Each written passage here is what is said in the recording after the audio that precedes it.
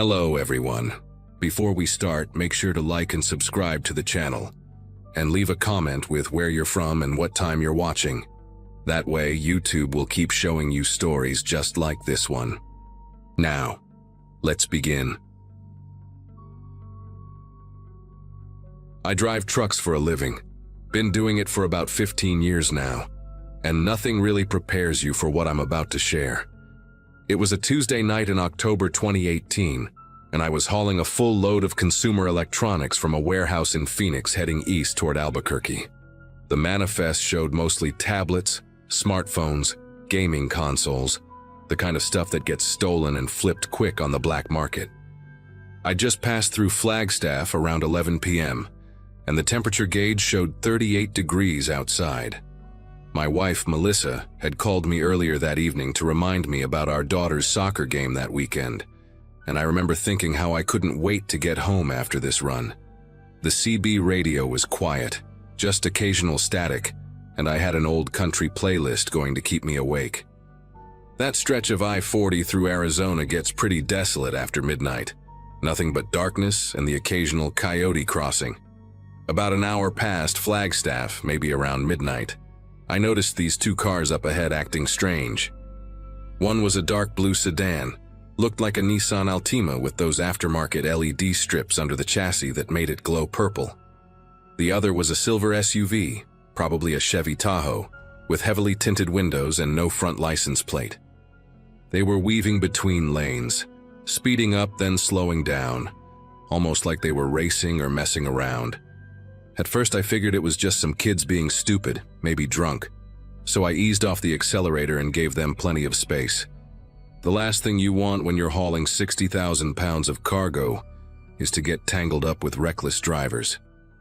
But then they started doing this weird synchronized thing where they'd match speeds perfectly, driving side by side across both lanes for about 30 seconds before one would surge ahead. My dashboard showed we were doing about 55 in a 75 zone, and something about their movements felt deliberate, practiced even. The whole situation changed in about 10 seconds. The Tahoe suddenly gunned it and pulled ahead maybe 200 yards while the Altima stayed right in front of me, maintaining that slow crawl. Then I saw the Tahoe's brake lights flare up like Christmas decorations as it jerked hard to the left, sliding sideways across both lanes. The tires screamed against the asphalt, leaving these thick black marks I could see in my headlights. My first thought was that the driver had lost control, maybe blown a tire or something, because the SUV ended up completely perpendicular to the road, blocking everything. I hit my air brakes hard, and the whole rig shuddered as 70,000 pounds of truck and cargo fought against momentum. The sound was like a giant metal beast groaning, and I could smell the brake pads burning immediately. Thank God I'd left enough distance, because I managed to stop about 40 feet from the Tahoe. The Altima had slowed even more, and was now creeping along in the right lane beside me, boxing me in against the median. My instincts kicked in before my brain fully processed what was happening. 23 years of marriage to a cop's daughter means you hear stories, and Melissa's dad, Frank, had told me about these highway cargo theft rings operating out of Mexico and California. I reached for my CB radio with one hand while my other went to the gear shift, ready to ram through if needed. But before I could even key the mic, both cars' doors flew open simultaneously, and 4 men jumped out wearing black ski masks and dark coveralls. 2 came from the Tahoe with crowbars, heading straight for my trailer's lock mechanism. The other 2 from the Altima ran toward my cab, and one was carrying what looked like a small sledgehammer. The guy with the hammer had this weird limp, like his left leg was shorter than his right, but he moved fast despite it.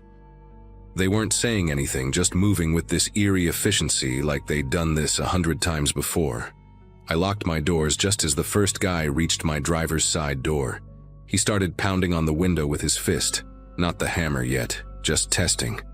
Through the glass, I could see his eyes through the mask holes, bloodshot and wide, maybe high on something.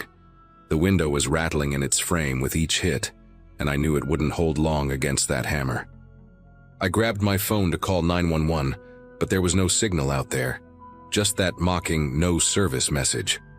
The CB radio was my only shot, so I started broadcasting on Channel 19, the emergency channel all truckers monitor. Breaker, breaker. This is eastbound I-40 mile marker 178. Attempted hijacking in progress. Need immediate assistance. 4 armed suspects. Static came back, then nothing. The guys at my trailer were making progress. I could hear the metallic grinding of crowbars working against the lock through my side mirrors. One of them had produced a portable angle grinder from somewhere, and orange sparks were flying off my trailer doors like a 4th of July sparkler show. The limping guy finally brought the sledgehammer up and swung it at my window. The safety glass spider-webbed instantly but held together, these white cracks spreading out like lightning bolts from the impact point. He reared back for another swing, and that's when I made my decision.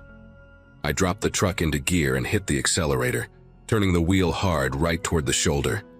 The rig lurched forward with a diesel roar that drowned out everything else. The 2 guys at my cab dove away. The limping one actually rolled pretty athletically for someone with that gait issue.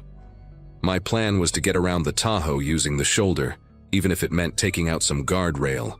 But as soon as I started moving, I heard gunshots. 3 quick pops that sounded like firecrackers but definitely weren't. My passenger mirror exploded into pieces, and I could hear another round punch through the sleeper cabin behind me. These weren't just thieves. They were willing to kill for this load. I floored it, and the big Peterbilt 579 responded like an angry bull. The speedometer climbed past 40, 50, approaching 60 as I aimed for the narrow gap between the Tahoe and the concrete median barrier. At the last second, the masked men scattered like roaches when you turn on a kitchen light. The one who'd been shooting, a tall, skinny guy from the Tahoe, actually dropped his pistol and had to scramble back for it. My truck's front bumper clipped the Tahoe's rear end with this horrible shrieking of metal on metal, spinning it about 90 degrees and shoving it into the median. The impact jolted me hard against my seatbelt, and my coffee thermos went flying, spilling lukewarm coffee all over the dash. But I was through, back on open highway, and I kept my foot planted on that accelerator. In my remaining mirror, I could see them running back to their vehicles, the limping guy moving with surprising speed despite his handicap. The Altima's engine roared to life first, its purple underglow creating this surreal streak of color against the dark asphalt as it gave chase. For about 3 miles, it was just me and that Altima in the strangest race of my life. They stayed about 50 yards behind me, matching my speed at around 75, which was pushing it hard for a loaded rig on that stretch. Every time the road curved, I could feel the trailer wanting to swing wide, the cargo shifting inside with these deep metallic groans. Then I saw it, a sight that nearly made me weep with relief. Red and blue lights appeared in my mirror, coming up fast from behind the Altima. Not just 1 patrol car, but 3, plus what looked like an unmarked detective vehicle. The Altima immediately hit its brakes and tried to take an emergency vehicle turnaround, but the cops were ready for that move. 2 units followed while the others continued toward me. Later, I found out that another trucker about 10 miles behind me had heard my CB call and had enough signal to phone it in. Doug Brennan was his name, hauling produce from California, and I still send him a Christmas card every year for saving my life that night. The cops had me pull over at the next mile marker, and I sat there shaking while they checked on me. The officer who approached my cab was a young woman, couldn't have been more than 25, with this thick Boston accent that seemed completely out of place in Arizona. Officer Kathleen Murphy, badge number 4417. Funny how you remember certain details when you're in shock. She had me step out of the cab slowly, and that's when I saw the damage. Beyond the missing mirror and the bullet holes, there were pry marks all along my trailer where they'd been working on the lock. The angle grinder had cut about halfway through the thick steel before I'd driven off. Officer Murphy said they'd been tracking this crew for 6 months, hitting truckers carrying electronics between Phoenix and Albuquerque. They specifically targeted solo drivers on Tuesday and Wednesday nights when traffic was lightest. The limping guy, she told me, was actually the ringleader, a former dock worker who'd injured his leg in a forklift accident and knew exactly which shipments were worth hitting. They caught 3 of the 4 that night. The Altima passengers gave up pretty quick once the spike strips shredded their tires. But the limping guy somehow vanished into the desert. The cops found the Tahoe abandoned about 2 miles from where everything went down. Still had my truck's paint on its bumper and everything. The 3 they arrested were all from the same crew out of Bakersfield, with records for armed robbery and interstate cargo theft. During the investigation, they found a whole notebook in the Altima with detailed information about trucking routes, shipping schedules, even driver names and habits. My run was marked with a red star, and the note, "Electronics shipment, single driver, no team. Vulnerable at mile 175-180. Turned out they had someone at the Phoenix warehouse feeding them information. A night shift supervisor named Glenn Howard, who'd been selling shipment details for $500 a pop. The FBI got involved because of the interstate nature of it all, and I had to testify at the trial 8 months later. The company gave me 2 weeks paid leave after that night, but honestly, getting back in the truck was harder than I expected. For the first month back, every time I saw 2 cars driving together at night, my chest would tighten up and I'd start sweating through my shirt. Melissa wanted me to quit, find something local, maybe work dispatch or become a driving instructor. But trucking is what I know, and I wasn't going to let those bastards take that from me. I did make some changes though. Started carrying a legal tire thumper that doubles as a pretty solid defensive tool, installed better locks on my trailer, and now I always check in with dispatch every hour when doing night runs. The company also started sending high-value electronic shipments with team drivers only, and they vary the routes randomly. That warehouse supervisor, Glenn Howard, got 7 years federal time for his part in it. The 3 they caught that night got 15 to 20 for armed robbery and conspiracy. The limping guy, though, he's still out there somewhere, and that keeps me sharp every single run. It's been 5 years now since that night on I-40, and I still drive that same stretch regularly. Every time I pass mile marker 178, I can see those black skid marks from the Tahoe, though they're fading more each year from sun and weather. Sometimes other truckers will get on the CB around that area and ask if I'm the guy from the blockade incident. Word travels in our community. I always tell them the same thing. Trust your gut, maintain your distance, and never assume you're alone out there even when it looks empty. The investigation revealed that crew had successfully hit 11 trucks before they tried for mine, stealing over $3 million in merchandise. Those drivers all said the same thing. It happened so fast they barely had time to react. The only reason I managed to get away was because I'd been paranoid about their synchronized driving for that extra mile before they made their move. That 30 seconds of suspicion probably saved my life, definitely saved the cargo, and helped take down a major theft ring. Though I heard from Officer Murphy last year that similar crews are popping up again, using the same tactics but with motorcycles instead of cars. So yeah, I still drive nights, still haul valuable loads, but now I watch everything and everyone like my life depends on it, because it actually might.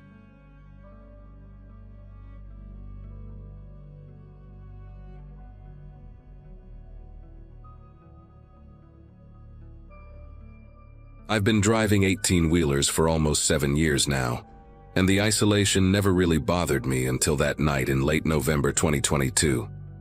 Most people think trucking is a man's world, and they're not wrong.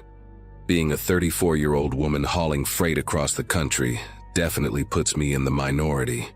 I was on a routine run from Denver to Kansas City, carrying a load of furniture that needed to be delivered by morning. The weather had been decent, just cold and dry, and I'd been making good time on I-70. Around 2 in the morning, my body started demanding a break.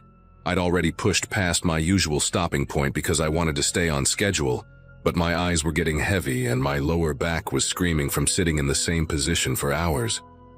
There was this little rest stop about 40 miles east of Colby that I'd used before. Nothing fancy, just a small parking area with restrooms, a couple of vending machines, and one of those old coffee machines that probably hadn't been cleaned since the Reagan administration. The place was nearly empty when I pulled in, which wasn't unusual for that time of night. There was an old Peterbilt parked at the far end with its lights off. Probably another driver catching some sleep, and a beat-up sedan near the restroom building. I parked my Freightliner closer to the building than I normally would because the overhead light near the entrance was flickering, creating these weird shadows that made the whole place feel like a scene from a bad horror movie. I grabbed my jacket, my phone, and made sure my pocket knife was clipped to my jeans, standard procedure when you're a woman alone at night. The cold hit me hard when I stepped out of the cab, that sharp plains wind that cuts right through you no matter how many layers you're wearing. I did a quick walk around my truck first, checking the tires and making sure my load was still secure, then headed toward the building. The restroom was exactly as glamorous as you'd expect. Cracked tiles, a mirror so scratched you could barely see your reflection, and that overwhelming smell of industrial disinfectant trying to mask something worse. But it was functional, and that's all that mattered. After washing up, I headed over to the vending area where that ancient coffee machine sat humming against the wall. The thing looked like it belonged in a museum, one of those old models with the paper cups that drop down and fill while you watch through a grimy plastic window. I fed it a couple of quarters and waited while it made all sorts of concerning noises before finally producing something that vaguely resembled coffee. It tasted like burnt rubber mixed with battery acid, but it was hot and had caffeine, which was all I needed to make it through the last stretch of my route. I stood there for a minute, sipping that awful coffee and stretching my legs, looking out through the glass doors at my rig sitting under that flickering light. The sedan I'd noticed earlier was still there, but now I could see someone sitting in the driver's seat, just a dark silhouette barely visible through the windshield. Something about the way they were positioned bothered me. Too still, too focused on the building entrance. But truckers see all kinds of weird stuff at rest stops, and I'd learned not to be paranoid about every little thing. I tossed the half-empty cup in the trash and pushed through the doors, already calculating how many hours I had left to drive, and whether I'd need to stop again before Kansas City. The cold air felt good after the stuffy restroom building, and I took a deep breath, ready to get back on the road. That's when I heard it. The sound of an engine starting up, not the sedan, but something bigger. A white van I hadn't noticed before was parked on the other side of the building, hidden in the shadows where the overhead lights didn't reach. It pulled out slowly at first, like the driver was just leaving, but then the headlights swung toward me and the engine revved hard. The van accelerated across the parking lot, tires squealing on the cold asphalt, and came to a violent stop right between me and my truck, maybe 15 feet away from where I was standing. The side door was already sliding open before the vehicle had completely stopped moving, and two men jumped out, one tall and lanky wearing a faded denim jacket, the other shorter but built like a linebacker in a black hoodie. They moved with purpose, like they'd done this before, spreading out to cut off any escape route I might try to take. The tall one was already reaching for me, his face partially hidden under a baseball cap, but I could see his mouth moving, saying something I couldn't hear over the blood pounding in my ears. Every self-defense class I'd ever taken, every warning my mother had given me about traveling alone, every horror story I'd heard from other female truckers, it all crystallized in that moment. I didn't scream, didn't waste time trying to reason with them. Instead, I pivoted hard to my left, using the momentum to slam my elbow into the tall one's ribs as he lunged forward. He grunted and stumbled, giving me just enough space to move. The shorter one was faster than he looked, though, and his thick fingers caught my jacket sleeve, yanking me backward with enough force to nearly pull me off my feet. I could smell cigarettes and something sour on him, like old beer and sweat. Without thinking, I drove my boot heel down hard on his instep while simultaneously twisting my body and ripping my arm free, leaving my jacket in his grip. The few seconds of confusion gave me a tiny window, and I took it. I sprinted toward my truck, my boots slipping on patches of frost on the asphalt. Behind me, I could hear them cursing and their footsteps pounding after me. The tall one had recovered and was gaining ground, those long legs of his eating up the distance between us. My truck seemed impossibly far away, that flickering overhead light making everything look distorted and unreal. I reached for my keys while running, thanking God I always kept them clipped to my belt loop instead of in my pocket.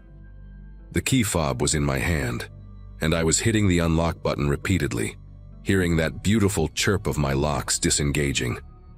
Just as I reached the driver's side, fingers grabbed at my shirt from behind, getting a handful of fabric.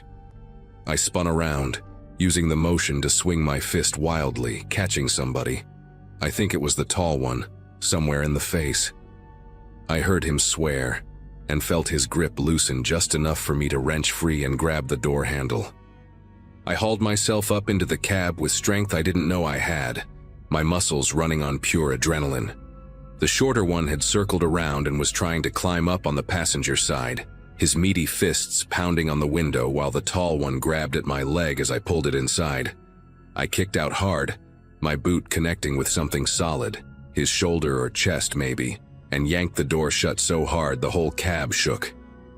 The automatic locks engaged with a solid thunk that was the most beautiful sound I'd ever heard. They were both at my door now, the tall one's face pressed against the window, his breath fogging up the glass while he shouted things that made my stomach turn.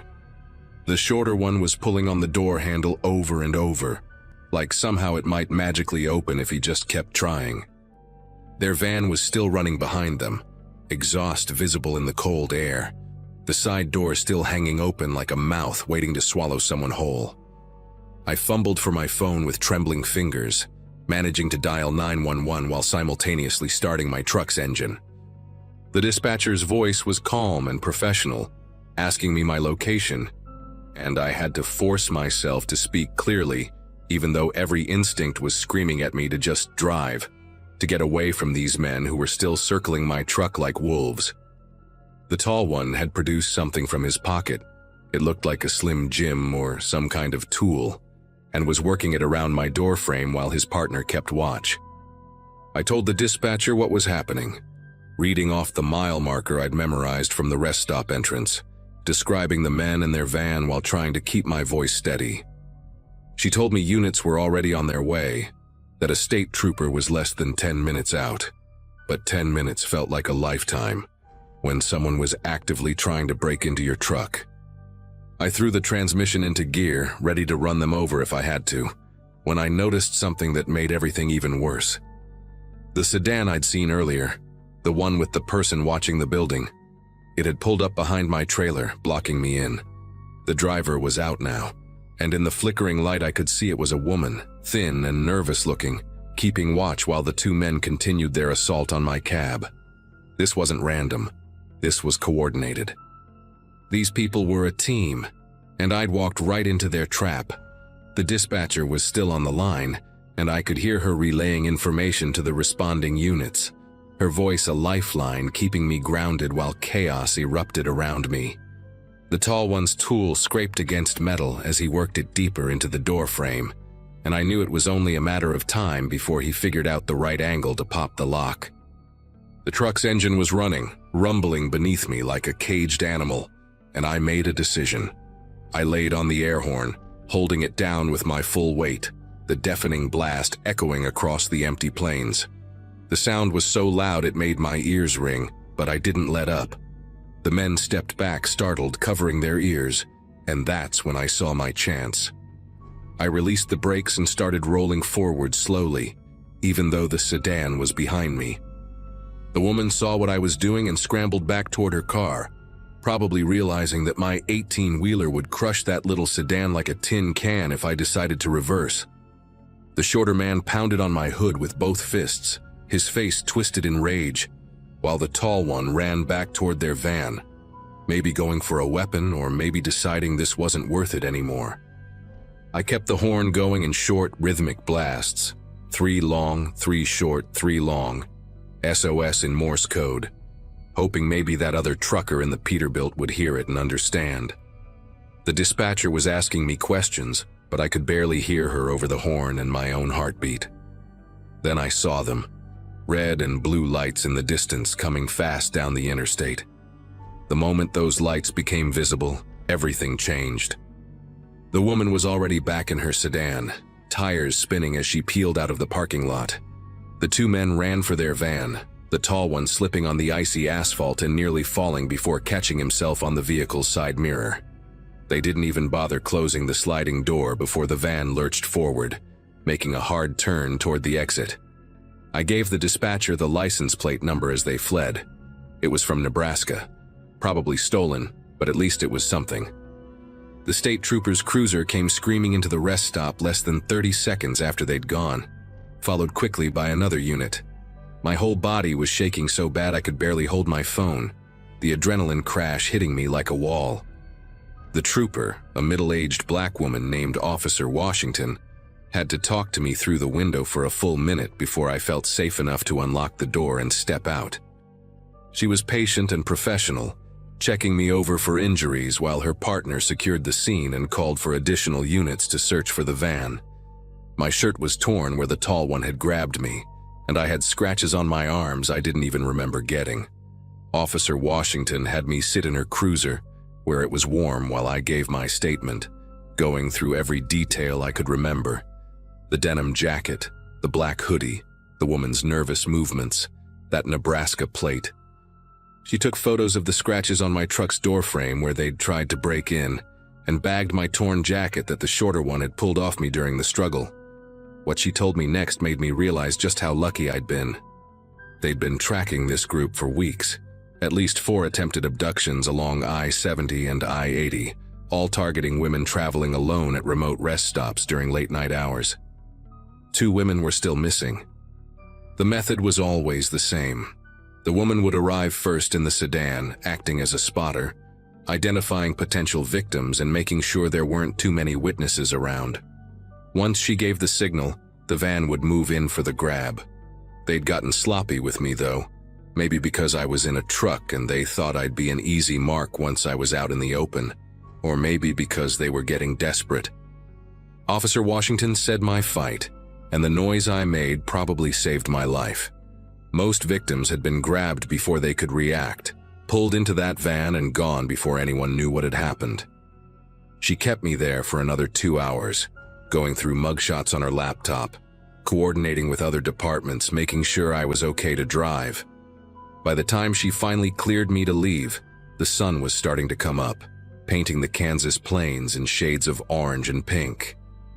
I made my delivery 6 hours late, my hands still trembling slightly as I signed the paperwork. The client complained about the delay until they saw the police report number I handed them along with their invoice. They caught them 3 days later at a rest stop near North Platte, trying the same thing with another woman who'd thankfully seen the news report about my encounter, and immediately locked herself in her car and called 911. The woman with the sedan turned out to be the girlfriend of the tall one, Nancy Garrett, a former nursing student who'd lost her license for stealing drugs. The shorter man was her cousin, Walter Briggs, with a record going back 15 years for assault, robbery, and kidnapping. The tall one, her boyfriend James Lawson, was the worst of them, connected to human trafficking rings operating across 3 states. I had to testify at their trial 8 months later, sitting in that courtroom and looking at them again, this time in orange jumpsuits and shackles. Nancy got 12 years, Walter got 20, and James got life without parole. They found one of the missing women because of evidence in that van, alive but barely, locked in a basement in Iowa. The other woman was never found. I still drive trucks, still make that Denver to Kansas City run sometimes, but I've never stopped at that rest area again. I installed extra locks on my cab doors and started carrying pepper spray alongside my knife. Some nights when I'm driving alone and see a white van in my mirrors, my chest gets tight, and I have to remind myself to breathe. But I won't let them take this job from me. This is my life, my freedom, and I'll be damned if I let 3 pieces of garbage make me afraid of the open road.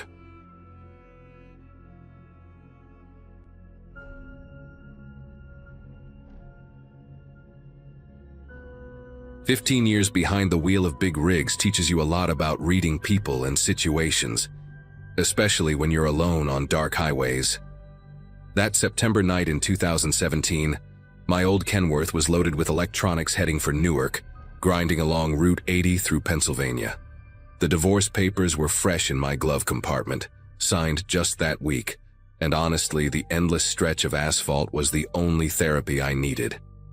Just me, 60,000 pounds of cargo, and the steady rumble of the diesel keeping me company through the darkness. Night driving had always been my preference anyway. Fewer idiots on the road, better delivery times, and something almost meditative about watching mile markers disappear while the rest of the world slept. Must have stopped at that Clarion truck stop 50 times over the years. Always the same routine: fuel up, grab coffee, check the load, keep moving. The fuel needle was kissing empty when I finally pulled off the highway around 2 a.m., and my kidneys were screaming after 6 hours straight in the driver's seat. The lot was dead quiet for a Thursday night. Maybe 5 or 6 trucks scattered around, all dark except for the soft glow of sleeper cab lights here and there. The overhead fluorescents at the diesel pumps kept flickering and buzzing, making everything look like it was underwater, shadows jumping around in ways that made no sense. That's when I noticed him.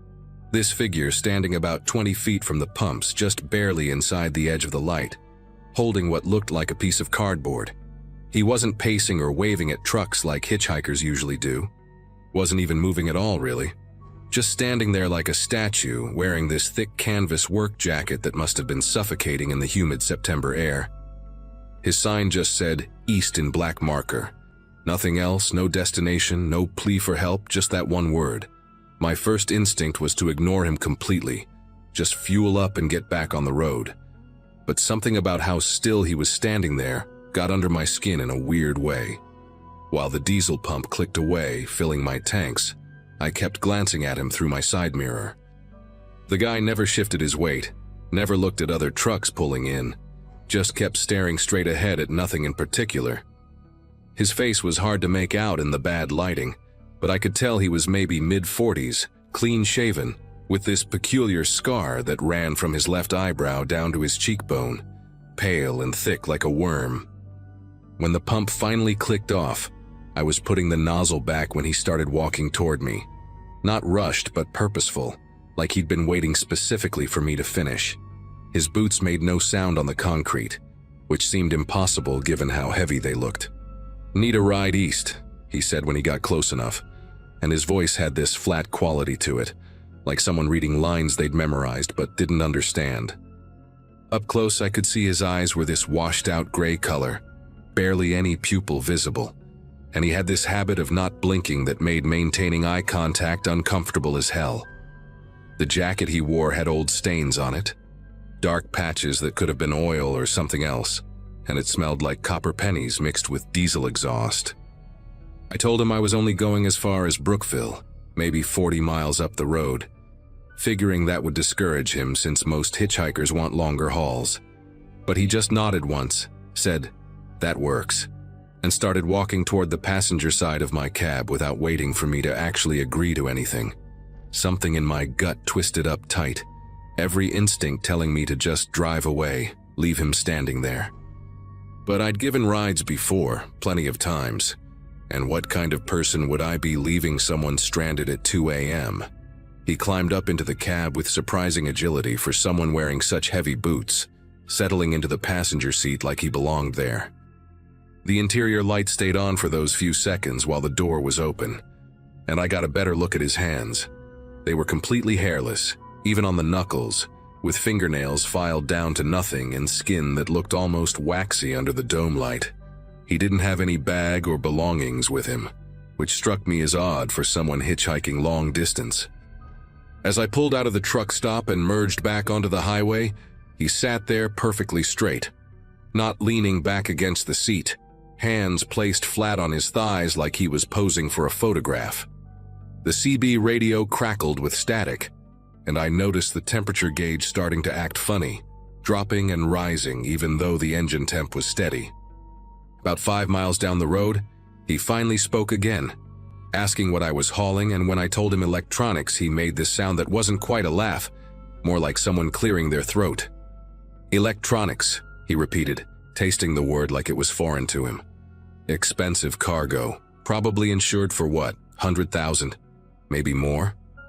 The questions made my neck tense up because that's not something you ask a driver you just met. That's information thieves want to know. Then he asked if I had a regular route, if I always drove alone, if anyone was tracking my progress tonight. Each question came out in that same flat tone, no emotion behind it, like he was checking boxes on some mental list. The way he never looked at me while talking, just stared straight ahead at the dark highway, made the whole conversation feel like an interrogation. I kept my answers vague, lied about having to check in with dispatch every hour, mentioned my cousin was meeting me in Brookville to take over the driving. He nodded at each lie like he knew exactly what I was doing, and then asked if I had any weapons in the truck. Said it just like that, casual as asking about the weather. My mouth went dry as sand, and I gripped the steering wheel hard enough to make my knuckles ache. Told him I had a tire iron under the seat. Nothing more, even though my .38 was sitting in the sleeper compartment right behind us. He made that throat-clearing sound again and shifted slightly in his seat, the first real movement he'd made since getting in. That's when I noticed his reflection in the passenger window wasn't matching his movements quite right, like there was a half-second delay between what he did and what the glass showed. "Tire iron," he said slowly, like he was filing that information away. "Useful tool. Can open a skull like a coconut if you hit it right." The casual way he said it, like discussing a recipe or sports score, made my chest tighten up. We passed a sign saying Brookville was 25 miles ahead, and I started calculating if I could make it that far. Started thinking about pulling into the next well-lit area and making up some excuse about engine trouble. Then he reached into his jacket pocket, slow and deliberate, and I tensed up ready to grab for my pistol if needed. But he pulled out this old flip phone, the kind nobody uses anymore, and started pressing buttons without actually calling anyone. The screen wasn't even lit up, but he held it to his ear and started talking to nobody, giving someone directions to our exact location, describing my truck down to the license plate number I hadn't told him. "Blue Kenworth, Pennsylvania plates, driver's about 6 foot, heavy set, wearing a Steelers cap," he said into the dead phone. And I wasn't wearing a Steelers cap, had never owned one. But when I glanced at my reflection in the rearview mirror, there it was, sitting on my head like it had always been there. My actual John Deere cap was nowhere to be seen. He continued his fake conversation, mentioned the mile marker we'd just passed, said 15 minutes, and closed the phone with a snap that sounded like breaking bones.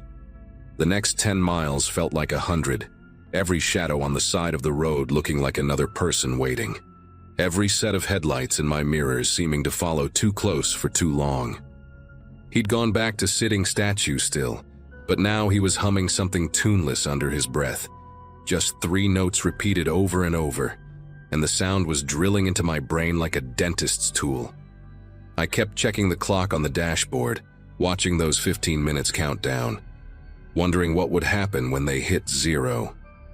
At 12 minutes, I saw an exit coming up with a gas station sign, one of those bright Shell stations that's always busy, and I made a split-second decision to pull off, started flipping my turn signal. "No," he said, not loud but firm, and his hand moved to rest on the gear shifter between us, not grabbing it but just placing his palm on top like a warning. "Brookville. You said Brookville." His fingers were ice cold even through my thermal glove when they brushed against my hand, cold like they'd been soaking in freezer water. I pushed his hand away and yanked the wheel toward the exit anyway, but the truck wouldn't respond right, like the steering column had locked up. The exit ramp flew past while I fought with the wheel, the truck staying perfectly in its lane like it was on rails. "Mechanical problems," he said in that flat voice. Not a question, but a statement. "Happens sometimes with these older models. Steering just gives out. But I knew my truck, knew every sound and shake it made, and this wasn't mechanical failure. The wheel was turning fine. The truck just wasn't listening to it. The speedometer showed we were doing exactly 55, but looking out the window, the trees were flying by like we were doing 90. My GPS started recalculating constantly, the little voice saying, rerouting, over and over until I switched it off. Then I saw them in the mirror. 2 sets of headlights that had been pacing us for the last 5 miles, keeping perfect distance, never falling back or getting closer. He must have noticed me looking because he said, Friends of yours? And made that not quite laugh sound again. That's when I decided to hell with it all and reached back for my pistol, figuring whatever happened next couldn't be worse than what they had planned. But my hand hit empty air. The sleeper compartment wasn't there anymore, just a solid wall of metal like it had never existed. The entire back section of my cab had somehow vanished, turned into smooth steel. He watched me realize this with those unblinking gray eyes and said, "Funny how memory plays tricks. You sure you ever had a sleeper back there?" The Brookville exit sign appeared in my headlights, and without me touching anything, the truck started slowing down, the turn signal clicking on by itself. The two cars behind us moved into formation, one sliding into the left lane, one staying right, boxing us in as we headed down the exit ramp. My cell phone in the cup holder went dead, screen black, wouldn't turn back on no matter how many times I pressed the power button. The exit ramp seemed to go on forever, curving into darkness where no lights were visible, even though I knew there should be a flying J right at the bottom. "Here's what happens now," he said, his voice different suddenly, more animated, more real than it had been the entire ride. "You're going to pull into that warehouse up ahead, the one with the broken windows and the red door. You're going to back your trailer up to loading dock 3. Some people are going to unload your cargo, take about 20 minutes. Then you're going to drive away and forget this ever happened. You won't call the police, won't file an insurance claim, won't even remember what I look like by morning." The warehouse materialized out of the darkness exactly as he described it, abandoned looking but with fresh tire tracks in the gravel lot. The two cars pulled in behind us, their lights going dark simultaneously. I thought about ramming the building, jackknifing the trailer. Anything to stop this, but my arms wouldn't obey, just kept steering exactly where he wanted. As we pulled up to the loading dock, I saw more figures emerging from the shadows, all wearing the same heavy canvas jackets, all moving with that same unnatural stillness between motions. The unloading took exactly 20 minutes, like he said, those figures working in perfect coordination. No talking, no wasted movements, just box after box disappearing into the warehouse. I sat there unable to move, unable to even turn my head, just watching in the mirrors as my entire load vanished. The whole time he sat next to me humming those same 3 notes, occasionally checking that dead flip phone like it was showing him something I couldn't see. When they finished, one of the figures slapped the back of my trailer twice and suddenly I could move again, my arms and legs tingling like they'd been asleep. "Drive," he said simply, and I did, backing out of the dock and heading toward the exit. But something in me snapped then, maybe desperation or just pure anger at being made helpless in my own truck. I grabbed the tire iron from under my seat, the one thing that was still where it should be, and swung it at him hard as I could while driving. The iron went right through him like he was made of smoke, clanging against the passenger door, and he turned to look at me with something that might have been disappointment. "Should have just kept driving," he said. And then he was gone, just vanished like he'd never been there at all. The Steeler's cap was gone too, my John Deere one back on my head, the sleeper compartment behind me like normal, my .38 right where I'd left it. Even the smell of copper and diesel was gone, replaced by the usual scent of coffee and air freshener. I pulled over at the real Flying J at the bottom of the real Brookville exit, the one that had always been there, and called the police with shaking fingers. They found my cargo 3 states away a week later, most of it already sold off, but the warehouse I described didn't exist, never had according to county records. The security footage from the Clarion truck stop showed me pulling in for fuel, but there was nobody at the pumps, no hitchhiker. Just me standing there for 3 minutes talking to empty air before getting in my truck and driving away alone. They think I was in on it, of course, that I staged the whole thing for insurance money, but the charges didn't stick because they couldn't figure out how I did it. I don't drive trucks anymore. I work at a hardware store in Ohio now, and I never pick up hitchhikers, never stop at that Clarion exit, and I definitely never drive at night. Sometimes I still hear those 3 notes he was humming, usually when I'm about to fall asleep, and I wonder if he was ever really there, or if something else entirely happened that night. Something my mind won't let me remember correctly.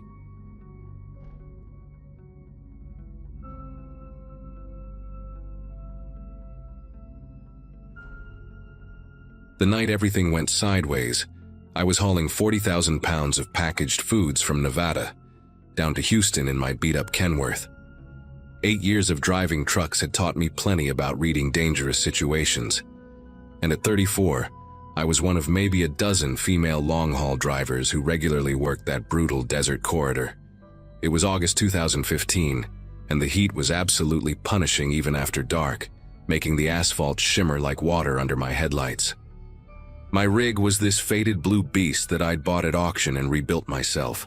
The paint job so weathered, it turned purple under fluorescent lights.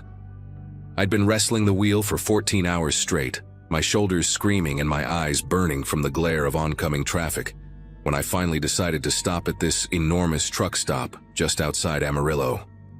The place was massive, one of those complexes with 50-some fuel pumps, a full-service diner that claimed to have the best chicken fried steak in Texas, hot showers that actually had decent water pressure, and a convenience store that never closed its doors. I always remembered this particular stop because the main neon sign had been broken for years, displaying Fuel Center instead of Fuel Center, which never failed to make me smile despite my exhaustion. When I pulled in around 12:30 that morning, the lot was packed with way more trucks than usual for that time of night. At least 30 big rigs were scattered across the cracked asphalt, engines idling in a constant low hum that mixed with the buzz of insects drawn to the overhead lights.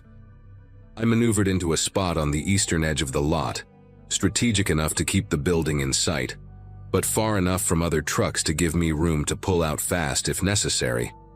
A habit every female driver develops after enough close calls at rest stops. After pumping diesel and grabbing what had to be the most disgusting cup of coffee ever brewed, imagine burnt motor oil mixed with chalk, I climbed back into my cab to deal with the electronic logging system and maintenance reports the company demanded every single night. The dome light in my cab created this isolated yellow glow against the darkness outside, and I had my driver's side window cracked about 2 inches to let some air circulate, because even at night the temperature was still hovering around 90 degrees. I was typing notes into my tablet about a slow leak in the rear passenger side tire, and documenting that strange grinding noise the transmission had started making near El Paso, when I heard footsteps crunching through the gravel right beside my door. The knocking came soft at first, almost polite. 3 gentle taps that barely registered over the idling engines around me. Through my side mirror, I could see a woman standing there, maybe mid-20s, wearing this oversized gray hoodie despite the heat and jeans that looked too clean for someone who'd been dealing with car trouble. Her blonde hair was pulled back in a messy bun, and she had these huge hoop earrings that caught the light from the parking lot's sodium lamps. Something about her posture seemed rehearsed, like an actress who'd memorized her blocking, but hadn't quite nailed the performance yet. She knocked again, harder this time, and called out in this high, sweet voice that carried a slight southern drawl, saying her car had broken down about a quarter mile up the road, and her phone was dead, and could I please help her call someone. The way she emphasized certain words felt calculated, like she was trying too hard to sound distressed without actually being distressed. Her hand stayed visible the whole time, pressed against my door like she wanted me to see she wasn't holding anything dangerous. I kept the door locked and rolled my window down another inch, just enough to talk without giving her any way to reach inside. From this angle, I could see more details. Her makeup was perfect, not a smudge of mascara despite claiming she'd walked here in the dark from a breakdown, and her white sneakers were pristine, not a speck of dust on them. She started rambling about how scared she was, alone out here at night. How she'd seen my cab light on and figured another woman would understand and help her out. Wouldn't leave her stranded in such a dangerous place. But while she was talking, her eyes kept darting to something beyond my truck, toward the back corner of the lot where the lights didn't quite reach. I adjusted my passenger mirror to get a better view, and that's when I saw them. 2 men standing by a dark sedan parked between 2 semi-trailers, maybe 60 yards away, just standing there perfectly still, watching us. One was tall and skinny, wearing what looked like a baseball cap, and the other was shorter, stockier, hands in his pockets, both of them positioned where they could move fast if they needed to. My heart started hammering so hard I could hear it in my ears, but I forced myself to stay calm and keep my face neutral. I told the woman I'd be happy to call someone for her from inside the truck stop, that she should go wait by the main entrance where it was well lit, and there were security cameras. She immediately switched tactics, her voice dropping the sweet act and becoming more insistent, saying she couldn't walk anymore because her ankle was twisted, that she really needed to sit down. Couldn't I just open the door and let her use my phone for one quick call? Her right hand moved to the door handle and gave it a testing pull while her left hand pressed flat against the window, leaving greasy fingerprints on the glass. That's when I noticed her nails, professionally done. These elaborate acrylic tips with tiny rhinestones. Definitely not the nails of someone who'd been struggling with a broken-down car on the side of the highway. She was getting agitated now, her voice rising, saying I was being paranoid and cruel, that women should help each other out, that she couldn't believe I was going to leave her out here alone when those creepy truckers inside had been making comments about her earlier. The two men had started moving, slowly walking toward my truck from different angles, trying to make it look casual but clearly coordinating their approach.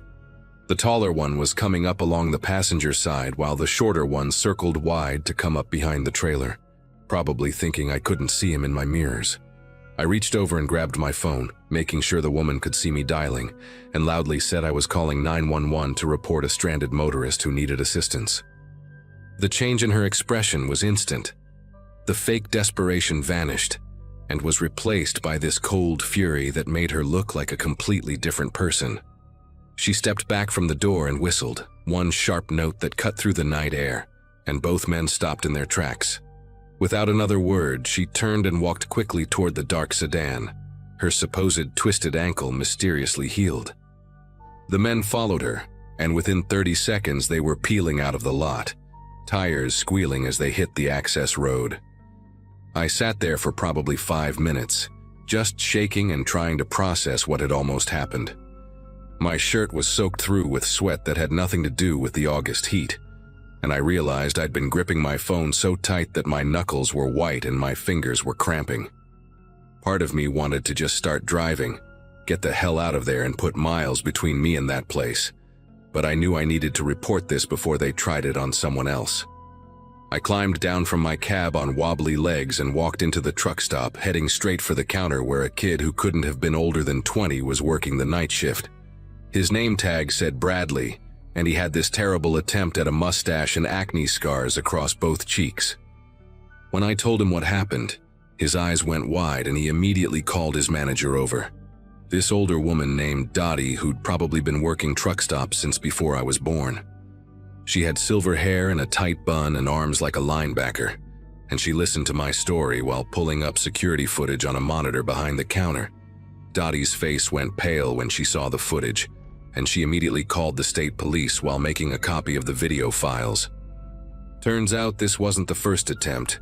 She told me they'd had 3 similar incidents in the past month, always late at night, always targeting solo drivers, especially women or elderly men. The woman with the blonde hair had been spotted each time, but she used different stories. Sometimes it was car trouble, sometimes she'd lost her wallet. Once she claimed she was escaping from an abusive boyfriend. The police arrived within 20 minutes, 2 officers who took my statement and watched the security footage several times, zooming in to get clear shots of the woman's face and the license plate of the sedan. They told me I'd done exactly the right thing by not opening my door, that 2 drivers had been robbed at knife point in similar setups at other stops along the interstate, and 1 elderly man had been beaten badly enough to need hospitalization when he'd tried to help what he thought was a stranded young mother with a baby. The officer, a sergeant named Ramirez with graying temples and a thick accent I couldn't quite place, showed me photos on his tablet of items recovered from one of the robbery scenes.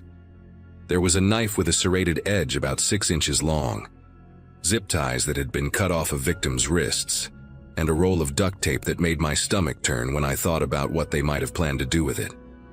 He said the woman was known to them only as Candy, from one victim who'd overheard the men use that name, though it was obviously fake, and they suspected the group was working their way along Interstate 40, hitting different truck stops every few weeks before moving on to avoid getting caught. The shorter man had a distinctive tattoo on his neck that one victim remembered, a scorpion with its tail curled up, and they'd been driving different vehicles each time, probably stolen or borrowed specifically for these robberies.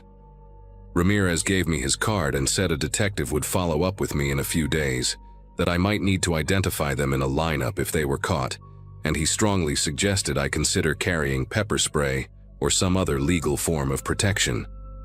After the police left, Dottie insisted on walking me back to my truck, this tough old woman marching beside me with a baseball bat she kept behind the counter, her eyes scanning the lot like a guard dog protecting its territory. She told me she'd been working that truck stop for 18 years and had seen all kinds of bad situations. But something about this crew particularly bothered her because they were getting bolder and more aggressive with each attempt. Before I climbed back into my cab, she grabbed my arm and told me to wait while she called over two other drivers she knew, regulars named Bill and Antoine, who often ran the same routes I did. They agreed to convoy with me for the next 100 miles until we reached a bigger city where I'd feel safer. And I've never been more grateful for the unspoken brotherhood among truckers who look out for each other. Bill drove an old International with Christmas lights strung around his cab year-round, and Antoine had this gorgeous black Western Star with chrome everything, and seeing them pull out ahead and behind me like protective escorts made me finally start breathing normally again. We drove through the rest of that night and into the morning, keeping a steady pace and checking in with each other on the CB every 30 minutes or so. Bill kept making these terrible jokes to keep my spirits up. Stuff about how that woman probably needed the money for acting lessons because her performance was garbage, while Antoine shared stories about close calls he'd had over his 20 years on the road. Around dawn, we stopped at a well-lit Love's truck stop near Oklahoma City, where they both insisted on checking my truck for any tracking devices the criminals might have stuck on it while I was distracted. Apparently, that was becoming a common tactic to follow victims to more isolated locations. They didn't find anything, but the fact that they thought to look showed just how sophisticated these robbery crews were becoming. Before we parted ways, Antoine gave me a small canister of bear spray he kept in his cab. Technically illegal to use on humans, but better than nothing. And Bill programmed his personal cell number into my phone with strict instructions to call if I ever felt unsafe at a stop again. I made it to Houston without any other incidents and delivered my load on schedule, but that night changed how I approach my job forever. Now I never work on paperwork with my cab light on at night. I use a small red flashlight that doesn't broadcast my location to everyone in the parking lot. I installed better locks on my doors and a security camera system that records everything around my truck, uploading to the cloud in case something happens to the physical equipment. I joined an online network of female truckers, where we share real-time updates about dangerous stops and suspicious situations, and I've helped 4 other women avoid similar setups by warning them about specific locations and tactics. About 6 months later, I got a call from that detective saying they'd arrested the crew in New Mexico after they'd tried the same scam on an off-duty cop who was driving his personal vehicle. The woman, whose real name turned out to be Ashley Donovan, got 7 years, and the 2 men got 12 each because of the weapons charges. But here's what still bothers me. During the trial, it came out that they'd successfully robbed at least 15 drivers before they were caught.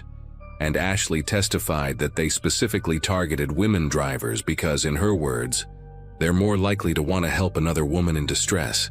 That feeling of betrayal, of having someone weaponize the instinct to help each other, that's what stays with me more than the fear.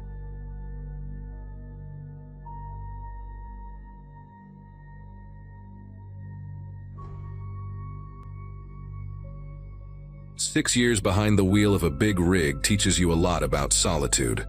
That Monday in March 2023, I was pushing my 18-wheeler down Interstate 95, somewhere in that empty stretch between Jacksonville and Miami, with 40,000 pounds of electronics rattling in my trailer. Around 2 a.m., the highway becomes a different world, just truckers and the occasional speed demon racing toward morning. My wife Gloria always got anxious about these overnight runs, kept saying the darkness brought out the worst in people. I'd tell her she was being paranoid, that nothing ever happens on these long hauls except maybe seeing a gator crossing the road. God, how wrong I was. That particular stretch of I-95 runs through miles of nothing, swampland on both sides, no exits for 20 miles in either direction, just you and the hum of diesel and whatever's lurking out there in the Florida darkness. My whole world shifted with one violent explosion of rubber. The steering wheel jerked in my grip like it was trying to escape, and I felt the entire trailer swing sideways as the blown tire grabbed at the pavement. 40 tons of steel and cargo doesn't stop easy, especially when you're doing 65, and one of your trailer tires decides to shred itself to pieces. I fought that wheel with everything I had, pumping the brakes just enough to slow down without jackknifing, feeling the rig shudder and groan as I guided it toward the shoulder. When I finally got it stopped and climbed down with my flashlight, the damage was obvious. The tire wasn't just flat, it was destroyed. Long strips of rubber scattered across 200 feet of highway. The rim had carved a deep groove in the asphalt before I'd managed to stop. I set out my reflective triangles, knowing I was in for a long wait. Eddie from dispatch picked up on the second ring when I called, said the service truck would need at least 2 hours to reach me from Miami. As I ended the call, I caught movement in my mirror. Headlights approaching, slowing down, pulling off the road behind me.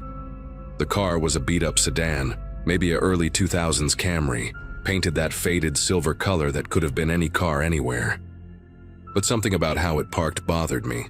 Not behind my truck where someone helping would stop, but at an angle, blocking any chance I had of pulling forward if I needed to leave quick. 2 men got out, and right away, every instinct I'd developed in 6 years of night driving started screaming. The driver was tall, maybe 6'3", wearing a baseball cap pulled low and a jacket too heavy for Florida, even at night. His passenger was shorter, stockier, with a beard that hadn't seen a trim in months and eyes that kept darting between me and my trailer. They walked toward me with this fake casualness, like they were trying too hard to seem helpful. The tall one raised his hand in a wave, smiled, showing too many teeth, and called out asking if I needed help. But his eyes weren't looking at me or the blown tire. They were locked on the trailer doors. "Rough night, huh?" the tall one said, his voice carrying that forced friendliness that makes your gut tighten. He introduced himself as Carl, said his buddy was Jerome, and they were heading home from a late shift at the port. But their clothes were too clean for dock workers, and there was no company logo on that sedan. Nothing that suggested they'd just finished any kind of honest work. Jerome walked past me toward the back of the trailer, running his hand along the side like he was checking for damage. But I knew he was feeling for the lock, testing how secure it was. Carl kept talking, asking what I was hauling, where I was headed, if anyone was expecting me soon. Each question felt like he was putting together a puzzle, figuring out how much time they had. When I mentioned Eddie knowing my exact location, and that the service truck had GPS tracking on my rig, Carl's expression flickered for just a second, a flash of calculation that told me everything I needed to know about why they'd really stopped. Jerome had made his way completely around the trailer by now, and I could hear him tugging at the lock mechanism, not even trying to be subtle anymore. The padlock I used was a heavy-duty Abus, one of those German-made ones that cost me nearly $200, but watching Jerome pull a small crowbar from inside his jacket made that investment seem pretty worthless. Carl saw me notice and stepped closer, close enough that I could smell stale cigarettes and something chemical on his breath, maybe meth. "Electronics, right?" he said, not really asking. "Bet there's what? Couple $100,000 worth of phones and laptops in there? That's a lot of weight for one man to be carrying all alone out here." His hand moved to his hip, pushing back his jacket just enough to show the handle of something tucked into his waistband. Not quite pulling it, but making sure I saw it. The math was simple. 2 of them, 1 of me, and the nearest help at least 90 minutes away. I started backing toward my cab, trying to keep it smooth, natural, like I was just going to check something. But Carl moved with me, maintaining that same uncomfortable distance, while Jerome gave up any pretense and started working the crowbar against the lock housing. "Where you going, driver?" Carl asked, his fake friendly tone completely gone now. "We're just trying to help you out here. Maybe we can work something out, you know. Insurance covers theft, right? You could say someone broke in while you were waiting for repairs. Hell, we could even rough you up a little, make it look good for the report." The way he said it, like he was doing me a favor, made my skin prickle with sweat despite the cool night air. I kept moving backward, my hand reaching behind me for the cab door handle, calculating whether I could get inside and lock it before Carl reached that weapon. Jerome had given up on the lock and was now examining the door hinges, and I realized with a sick feeling that they'd done this before, probably many times. My fingers found the door handle just as Carl lunged forward. I yanked it open and threw myself inside, slamming it shut as his fist connected with the window. The automatic locks engaged with a click that sounded like salvation. Carl's face pressed against the glass, no longer pretending to be anything but what he was, a predator who'd just lost his prey. He pulled out what I could now see was a Glock, tapping it against the window, almost playfully. "Bulletproof?" he asked, knowing damn well most truck windows aren't. But he didn't shoot. Out here, sound travels far, and even these two seemed to understand that gunshots would bring attention they didn't want. Jerome appeared on the passenger side, trying the door handle, then picked up a rock from the shoulder. I grabbed my phone, hand steady now that I had steel between us, and dialed 911. The dispatcher answered just as Jerome threw the rock. The passenger window spiderwebbed but held, thank God for laminated glass. "Break-in in progress, Interstate 95 southbound, mile marker 247, I said, loud enough for Carl and Jerome to hear every word. "Two men trying to break into my truck and steal my cargo, armed with a handgun." The dispatcher started asking questions, and I kept my voice clear and steady, describing Carl and Jerome, their sedan, reading off the license plate I'd memorized when they first pulled up. Carl's face changed as he realized I wasn't just calling for help. I was creating a record, evidence, turning them from anonymous thieves into wanted men with descriptions and a paper trail. Jerome dropped the rock and backed away from the truck, yelling something at Carl I couldn't make out over the diesel engine's idle. Through the dispatcher, I could hear radio chatter as units were contacted. "Closest unit is about 15 minutes out," she said, and I watched Carl's jaw clench as he heard it too. 15 minutes isn't long unless you're trying to break into a locked trailer and get away with $200,000 in electronics.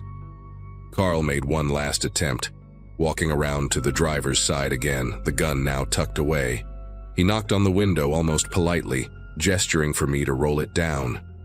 When I shook my head, he leaned close to the glass and spoke just loud enough for me to hear. "You got lucky tonight, driver. But you know what? We know your truck number. We know what company you drive for. Trucks break down all the time on these empty stretches. Maybe next time you won't be so lucky." The threat hung in the air between us, and for a moment I actually considered whether reporting this was worth potentially becoming a target. But then I saw Jerome already heading back to their sedan, clearly not interested in being there when the cops arrived. Carl held my stare for another few seconds, memorizing my face the same way I'd memorized his, then slowly backed away. They didn't peel out or drive erratically.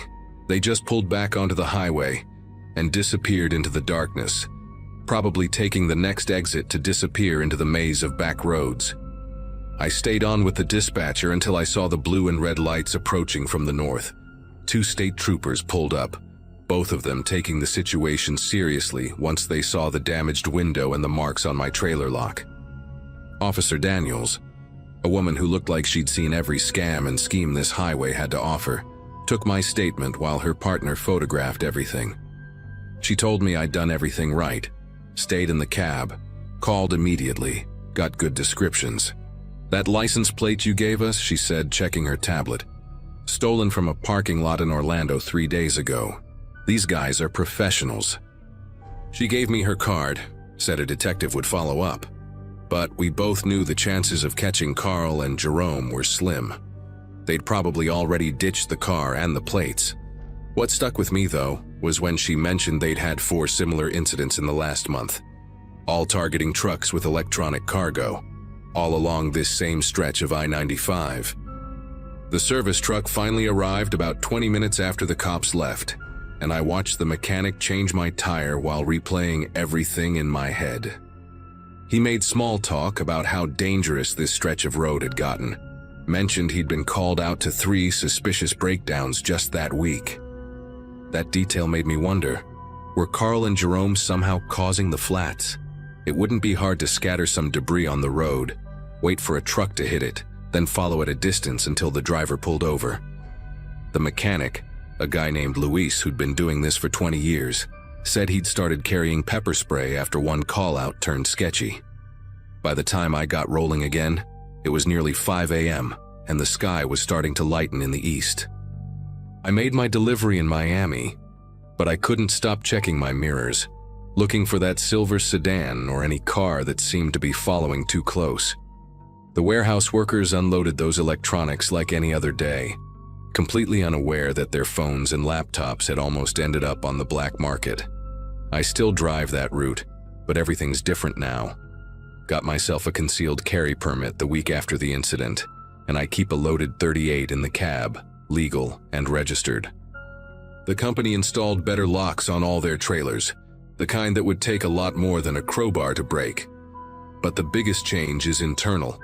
That comfortable feeling of solitude I used to enjoy on night drives is gone, replaced by a constant vigilance that exhausts me more than the long hours ever did. Gloria was right about the darkness bringing out the worst in people. Sometimes I think about Carl's threat, wonder if he and Jerome are still out there, watching for truck number 4847 to break down again. The state police never caught them, and those incidents along I-95 continued for another 2 months before suddenly stopping. Maybe they got arrested for something else, or maybe they just moved their operations somewhere else.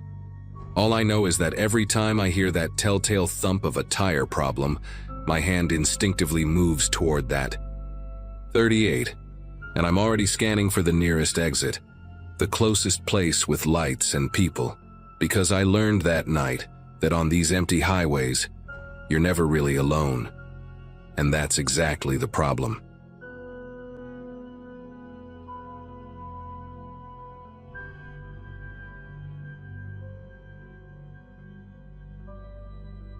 "22 years of driving freight across the country shows you things they don't cover in trucking school. I was 51 when this happened, driving refrigerated goods from Chicago to Pittsburgh in my old Kenworth that I'd bought used 5 years earlier. My wife Karen always worried about me driving alone at night, especially after our son moved out to college, leaving just the 2 of us and our German Shepherd, Duke, at home. I'd been making the same run twice a month for nearly 3 years, knew every rest stop, every way station, every damn pothole on that route. That particular morning in early May, I'd left the distribution center around 2 a.m., hoping to beat the morning rush through the city. The weather was perfect, clear skies with just enough moonlight to see the farmland stretching out on both sides of the interstate. Everything about that night felt routine, normal even, right up until I reached that overpass outside Fort Wayne. About an hour into Indiana, there's this old concrete overpass that crosses the highway, one of those ancient things from the 60s with rust stains running down the pillars like dried blood. No exit ramps, no connecting roads that I could see anymore, just this bridge sitting there in the middle of nowhere, surrounded by abandoned cornfields and the occasional collapsed barn. As I approached it doing about 65, my headlights caught something up on the bridge. A person just standing there at the railing, looking straight down at the traffic. Now I'd seen people on overpasses before, usually kids throwing rocks or idiots taking pictures. But this was different. This person wasn't moving at all, just standing perfectly still with their arms at their sides, wearing what looked like dark coveralls, or maybe a mechanic's jumpsuit. The way they tracked my cab as I passed underneath gave me this uncomfortable twist in my gut, like when you catch someone staring at you through a window. Their head turned slowly, following my movement with this unnatural precision that made every hair on my arm stand up. I'd already passed under the bridge when I heard it, this heavy thud that shook the whole trailer, like someone had dropped a sandbag from height. The impact was strong enough that I felt it through the driver's seat, that vibration traveling through the fifth wheel connection right into the cab. My first thought was maybe a chunk of concrete had fallen from the deteriorating overpass. Happens sometimes with these old bridges. But then came another sound, a scraping noise that started at the back of the trailer and moved forward, metal on metal, like someone dragging a crowbar across the roof. I checked my mirrors but couldn't see anything in the darkness behind me. The scraping continued for maybe 10 seconds, stopped, then started again, this time accompanied by what sounded like footsteps. Heavy, deliberate footsteps walking along the top of my 53-foot trailer while I was doing 65 miles per hour down the interstate. My CB radio crackled to life, startling me bad enough that I jerked the wheel slightly. "Northbound Kenworth, you got company up top," came a voice.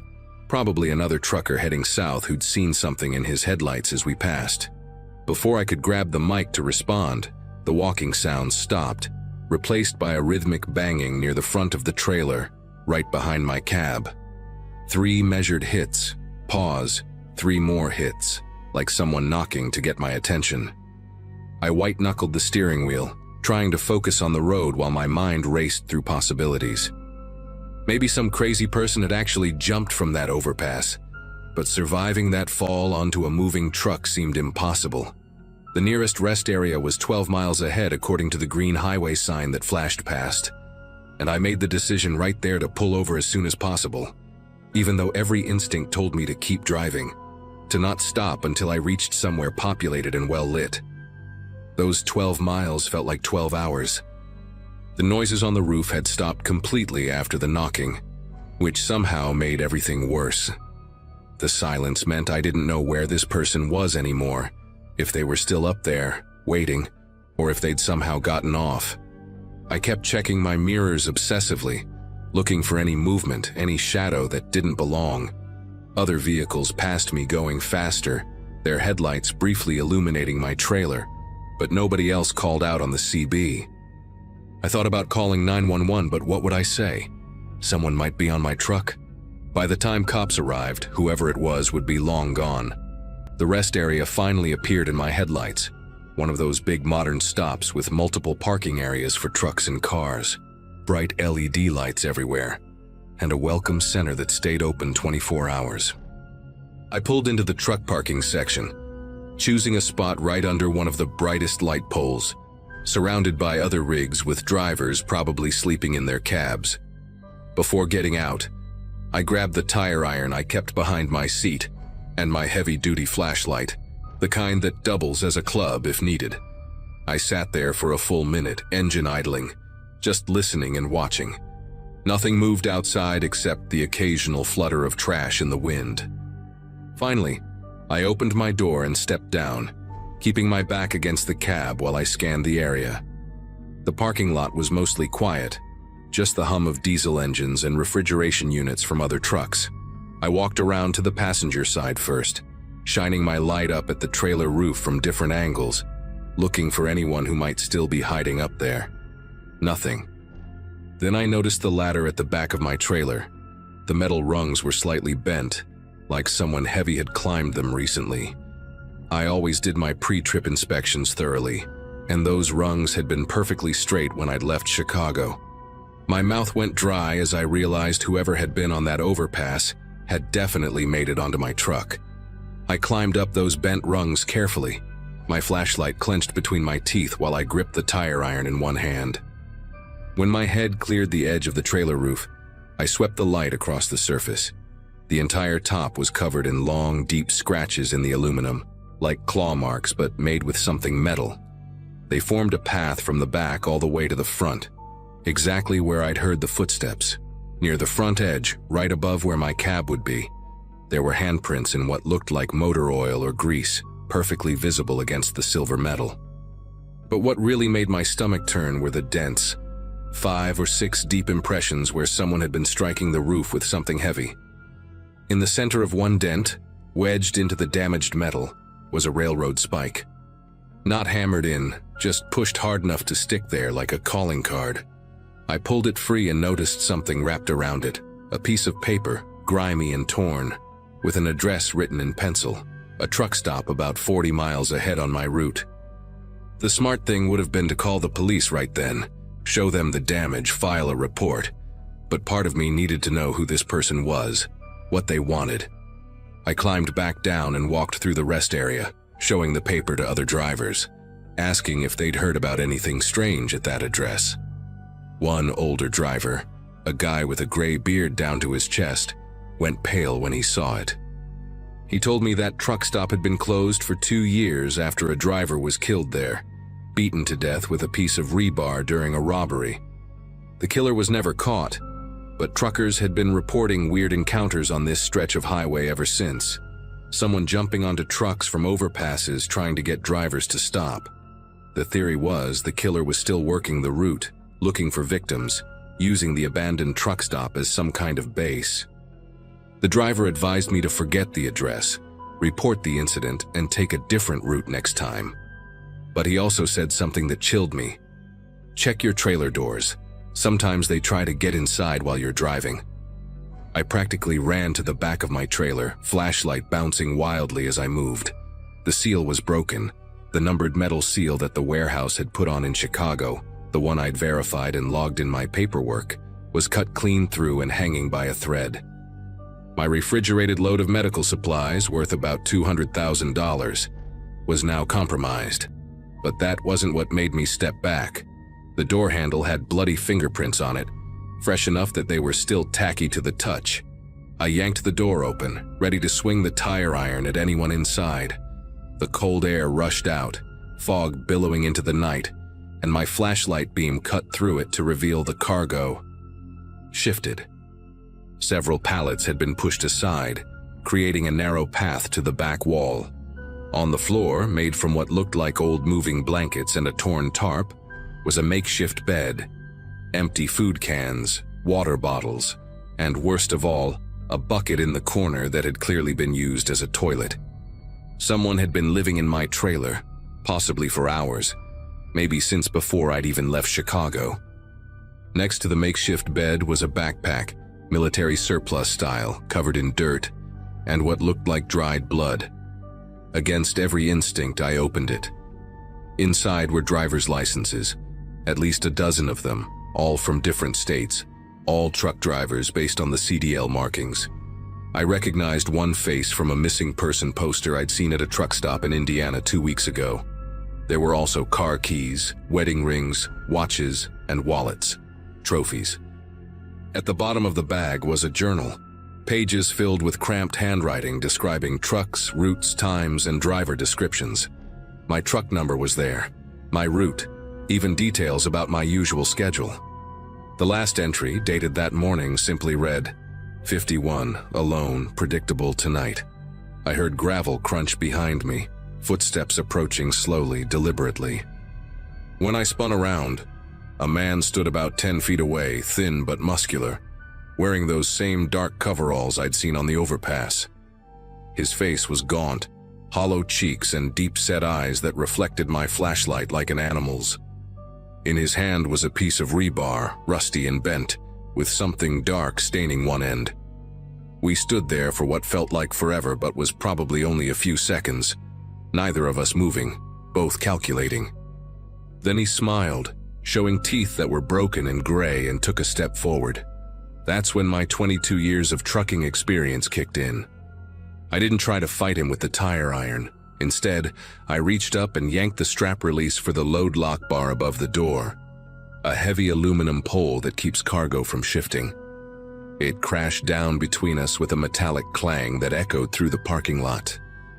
The noise and sudden movement made him step back just for a second, but that was all I needed.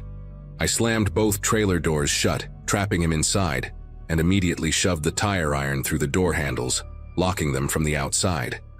He hit the doors from inside, hard enough to bow them outward, screaming words I couldn't understand, just pure rage. I grabbed my phone and called 911, backing away from the trailer while keeping my flashlight trained on those buckling doors.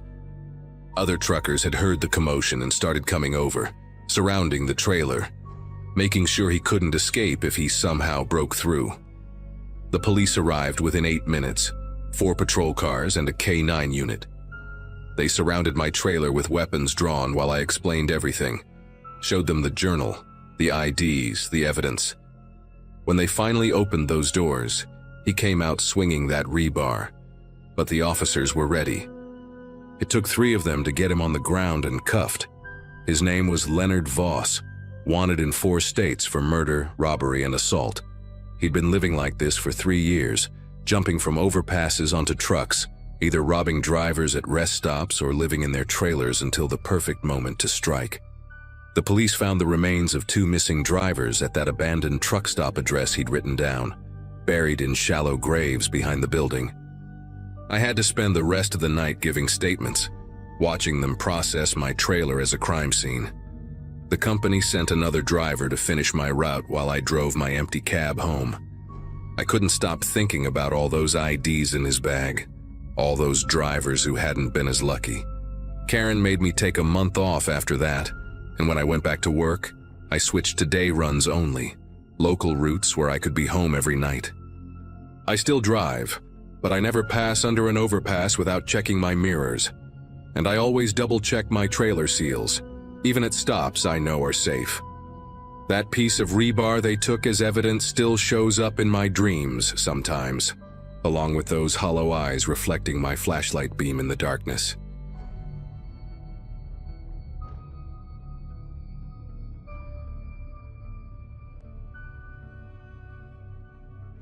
I remember pulling into that little rest area sometime after midnight, the kind of place you only notice when you're desperate for a break. The lot was nearly empty, just a handful of trucks scattered like sleeping animals, a row of flickering lights along the restroom building, and the hum of a soda machine echoing through the stillness. My eyelids felt heavy from the miles behind me, and I figured a few hours in the sleeper would keep me sharp for the next stretch.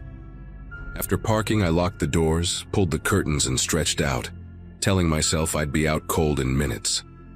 The silence there wasn't peaceful. It had a weight to it, like the world had stopped moving. I could hear every creak of the truck settling, every faint rustle of wind sliding over the cab. I left my boots by the step, flashlight within reach, and let the quiet wrap around me. It didn't take long before I drifted into that hazy state between sleep and awareness, where your mind still picks up on sounds, even if you're not fully awake. That's when the first knock came. It was a sharp, solid bang against the driver's side door. The sound rattled straight through the cab, jolting me upright. I yanked the curtain aside, expecting to catch someone standing there, a cop, maybe another driver asking for help. But the space outside was empty. The pavement stretched out under the lamps.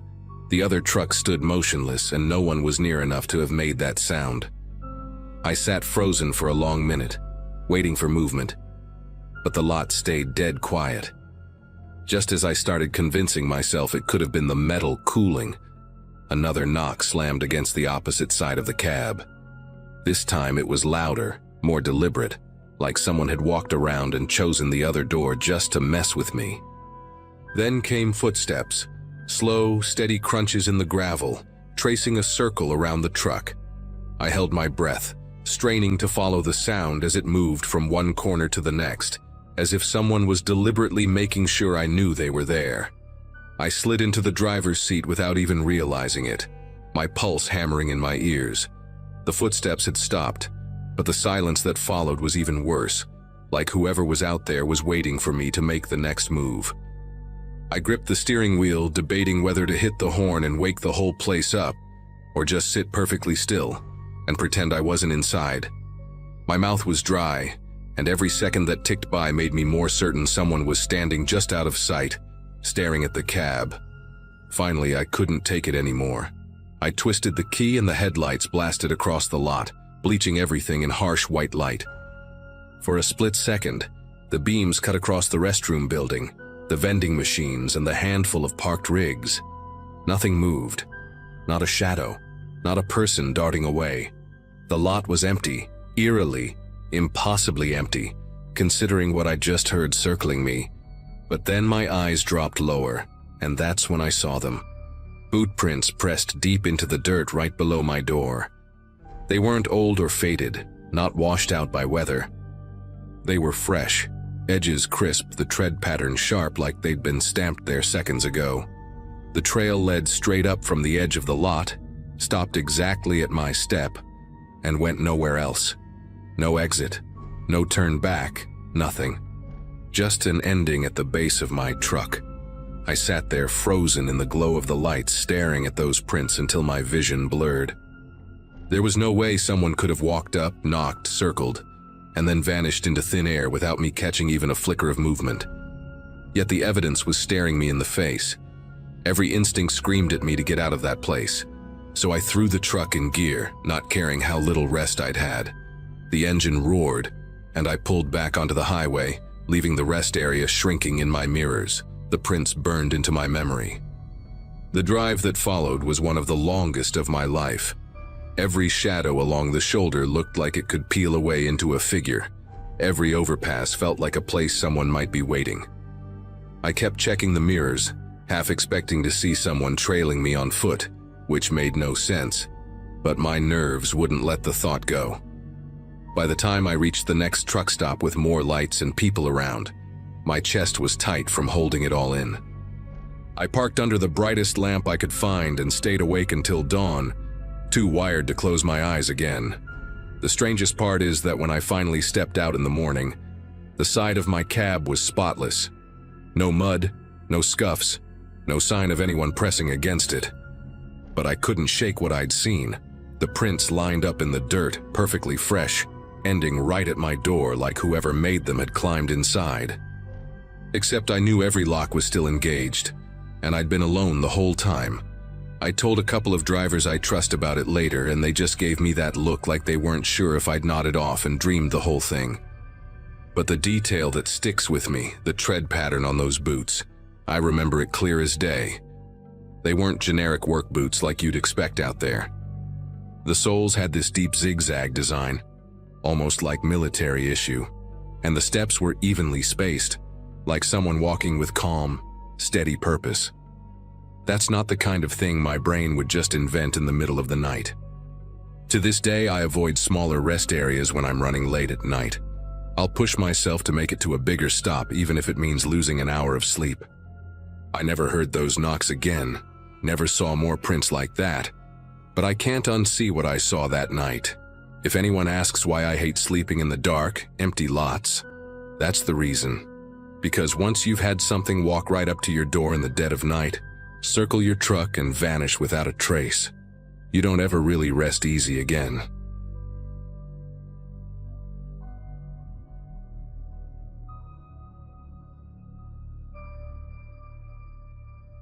Most truckers have a handful of roads they never forget, and for me, Route 19 has always been one of them. It cuts through the mountains in a way that feels unnatural, like the asphalt was forced onto rock that didn't want to be touched.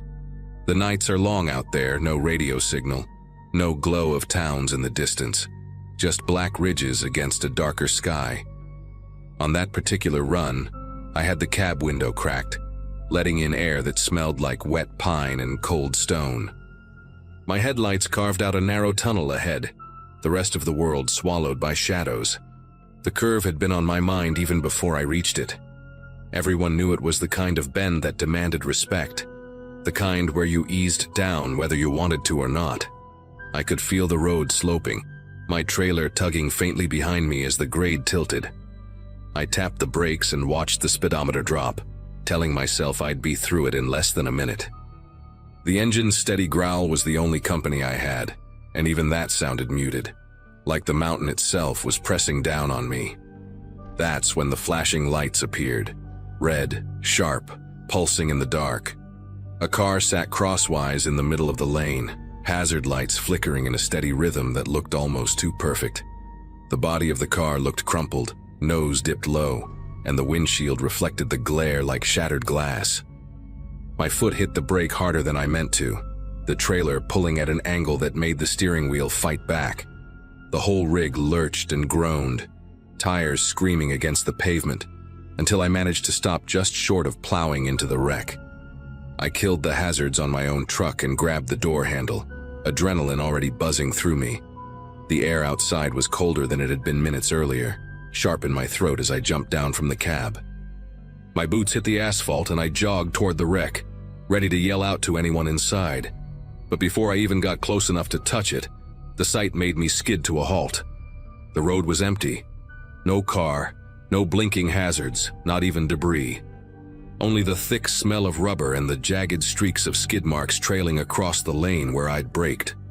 I stood there breathing hard, my pulse loud in my ears, staring at empty pavement that seconds earlier had been blocked by a wreck.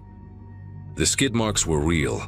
I could trace the black streaks with my eyes all the way back to my rig. But there was nothing else. No shards of glass, no twisted bumper, not even a faint glint of metal in the headlights. I muttered something to myself, more out of disbelief than fear, and walked a few paces up and down the lane just to prove I wasn't losing it. The mountains around me were silent in a way that didn't feel natural.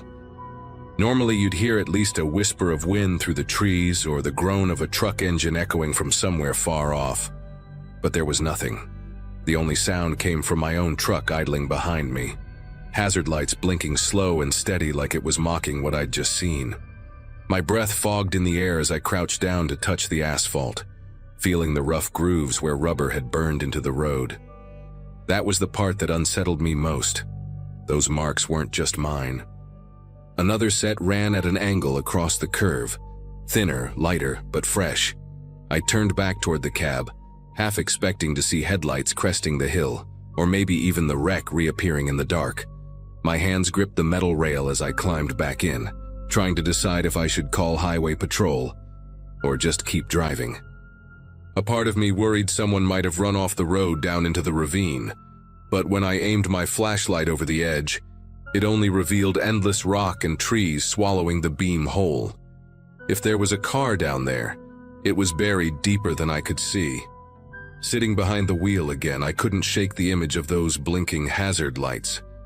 They'd seemed too bright, too even, almost like a signal meant to pull me in. The longer I thought about it, the more I wondered if I'd slammed on the brakes for something that was never really there. But the marks on the asphalt said otherwise, and that was enough to keep me gripping the steering wheel tighter than usual as I eased the truck back into gear and crept through the rest of the curve. The descent on the other side of the curve stretched out longer than I remembered, the road winding like a snake through the black hills. Every shadow in my mirrors looked alive, like something might be following me just out of sight. I kept the rig steady, hands clamped on the wheel, headlights catching nothing but endless pavement and guardrails. After a few miles, the tension began to wear me down, and I finally reached for the CB just to hear my own voice.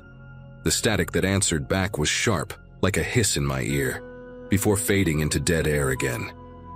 I tried focusing on the rhythm of the drive, letting the hum of the engine take over, but the image of those hazard lights kept replaying. They hadn't blinked irregularly the way damaged cars usually do. Those flashes were too exact, like a metronome ticking in the dark. I couldn't stop wondering if someone else had seen the same thing, maybe even slammed on their brakes like me, leaving their own marks behind. The thought made the road feel heavier, as if every mile carried stories I'd never want to know. When I finally pulled into a small gas stop hours later, I asked another driver if he'd ever noticed anything strange near that curve. The guy, an older hauler with deep lines on his face, didn't hesitate. He told me plenty of people had reported accidents there, but by the time help arrived, there was never a car to be found, just skid marks. He said it plain, without theatrics, like he'd heard it a dozen times before. Then he shook his head, told me to take it slow through there from now on, and went back to sipping his coffee. I've driven that stretch of Route 19 more times since, and I still slow down every single time I approach the bend. The skid marks fade and new ones appear, always crisscrossing the asphalt like reminders left behind. I never saw those hazard lights again, but I don't think I need to. Once was enough. Whatever I encountered that night, it left me with one truth I can't shake. Sometimes the most dangerous thing on the road isn't what's really there. It's what you think you see.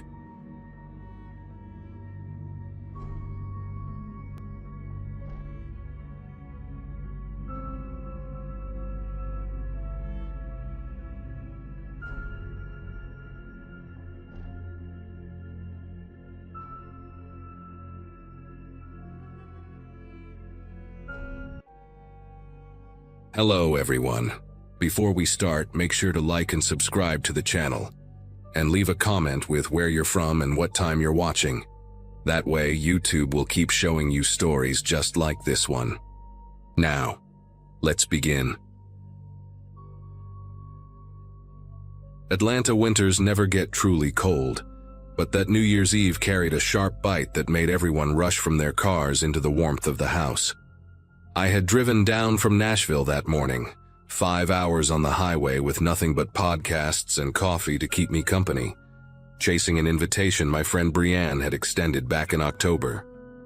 She lived in this gorgeous old Victorian near Grant Park, a shared house with 5 other people, the kind of place with wraparound porches and rooms that seemed to multiply the further you walked inside. 6 bedrooms, 2 living rooms, a basement someone had converted into a game room with a pool table, and vintage arcade cabinets. My 10-year high school reunion a few months earlier had reminded me how isolated I had become, working remotely as a data analyst, sometimes going 4 or 5 days without speaking to another human face to face. When Brianne promised this party would be legendary, that word felt like medicine. I pulled up around 7 in the evening on December 31st, 2024, and the house already pulsed with preparation. People strung lights across the porch railings, someone tested a DJ booth in the main living room, and coolers lined the hallway like they were waiting for inspection. By 10, the place was packed with maybe 70 or 80 people. Brianne had spread the word through her yoga studio. Her roommates invited co-workers and friends, and those people brought their own circles until the guest list became this living organism nobody could fully track. The energy felt electric and warm despite the freezing night outside. I had planted myself near the kitchen island, nursing a whiskey and talking to a guy named Jerome who worked in urban planning and had this infectious laugh that pulled everyone nearby into his orbit. Music thumped through the floorboards, people danced in clusters throughout the house, and strangers kept introducing themselves with that easy friendliness that only exists when everyone shares the same countdown anticipation. I remember feeling genuinely happy for the first time in months, like driving those 5 hours had been exactly the right call. The house seemed to breathe with all that collective joy, windows fogging from body heat contrasting against the cold outside. I had no idea that in less than 3 hours, I would be lying face down on that same kitchen floor with a gun pressed against the back of my skull. Around 11, I noticed a group of people I had not seen earlier in the night. 4 guys and 2 women, maybe late 20s, dressed nicely enough to blend in, but carrying themselves with a certain tension that registered somewhere in the back of my mind without fully surfacing. One of the guys wore a fitted black jacket and had a shaved head with a tattoo creeping up the side of his neck, something geometric that disappeared under his collar. He kept scanning the rooms like he was taking inventory, his eyes moving in quick, systematic sweeps while his friends laughed and grabbed drinks from the cooler. I told myself they were just new arrivals, friends of friends of friends, part of the endless chain of connections that had filled this house. Jerome had wandered off to find the bathroom, so I poured myself another whiskey and watched the group split up. 2 of them headed toward the basement stairs, another pair drifted into the back hallway where the bedrooms were, and the remaining 2 stayed in the living room near the front door. Looking back now, I can see they were positioning themselves.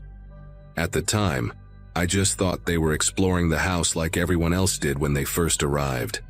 The countdown started at 11:58, everyone crowding into the main living room with champagne glasses and plastic cups raised high. Brianne had climbed onto a chair near the DJ booth, her face flushed and happy, leading the chant as the numbers descended. I found myself squeezed between Jerome, who had reappeared with a bottle of cheap Prosecco, and a woman named Valerie who taught kindergarten and kept adjusting the glittery tiara on her head. The whole room vibrated with voices shouting in unison, 10, 9, 8, and I felt that surge of collective hope that comes with watching one year die and another begin. When we hit 0, confetti exploded from somewhere near the ceiling. People screamed and hugged and kissed whoever stood closest. I hugged Jerome, then Valerie, then a complete stranger who smelled like peppermint schnapps. The champagne tasted like victory, like new beginnings, like every cliché about fresh starts that I had desperately needed to believe. Somewhere in that chaos of celebration, those 6 strangers were locking the back door and pulling weapons from under their jackets. The first scream came from the basement around 12:15, but most people thought it was just someone celebrating too hard. The music kept pumping, conversations kept flowing, and I had wandered back to the kitchen to grab some water because the whiskey was starting to make my head swim. That was when the guy with the neck tattoo walked in with a pistol in his hand, followed by one of the women holding what looked like a sawed-off shotgun against her hip. He did not yell or make a scene at first.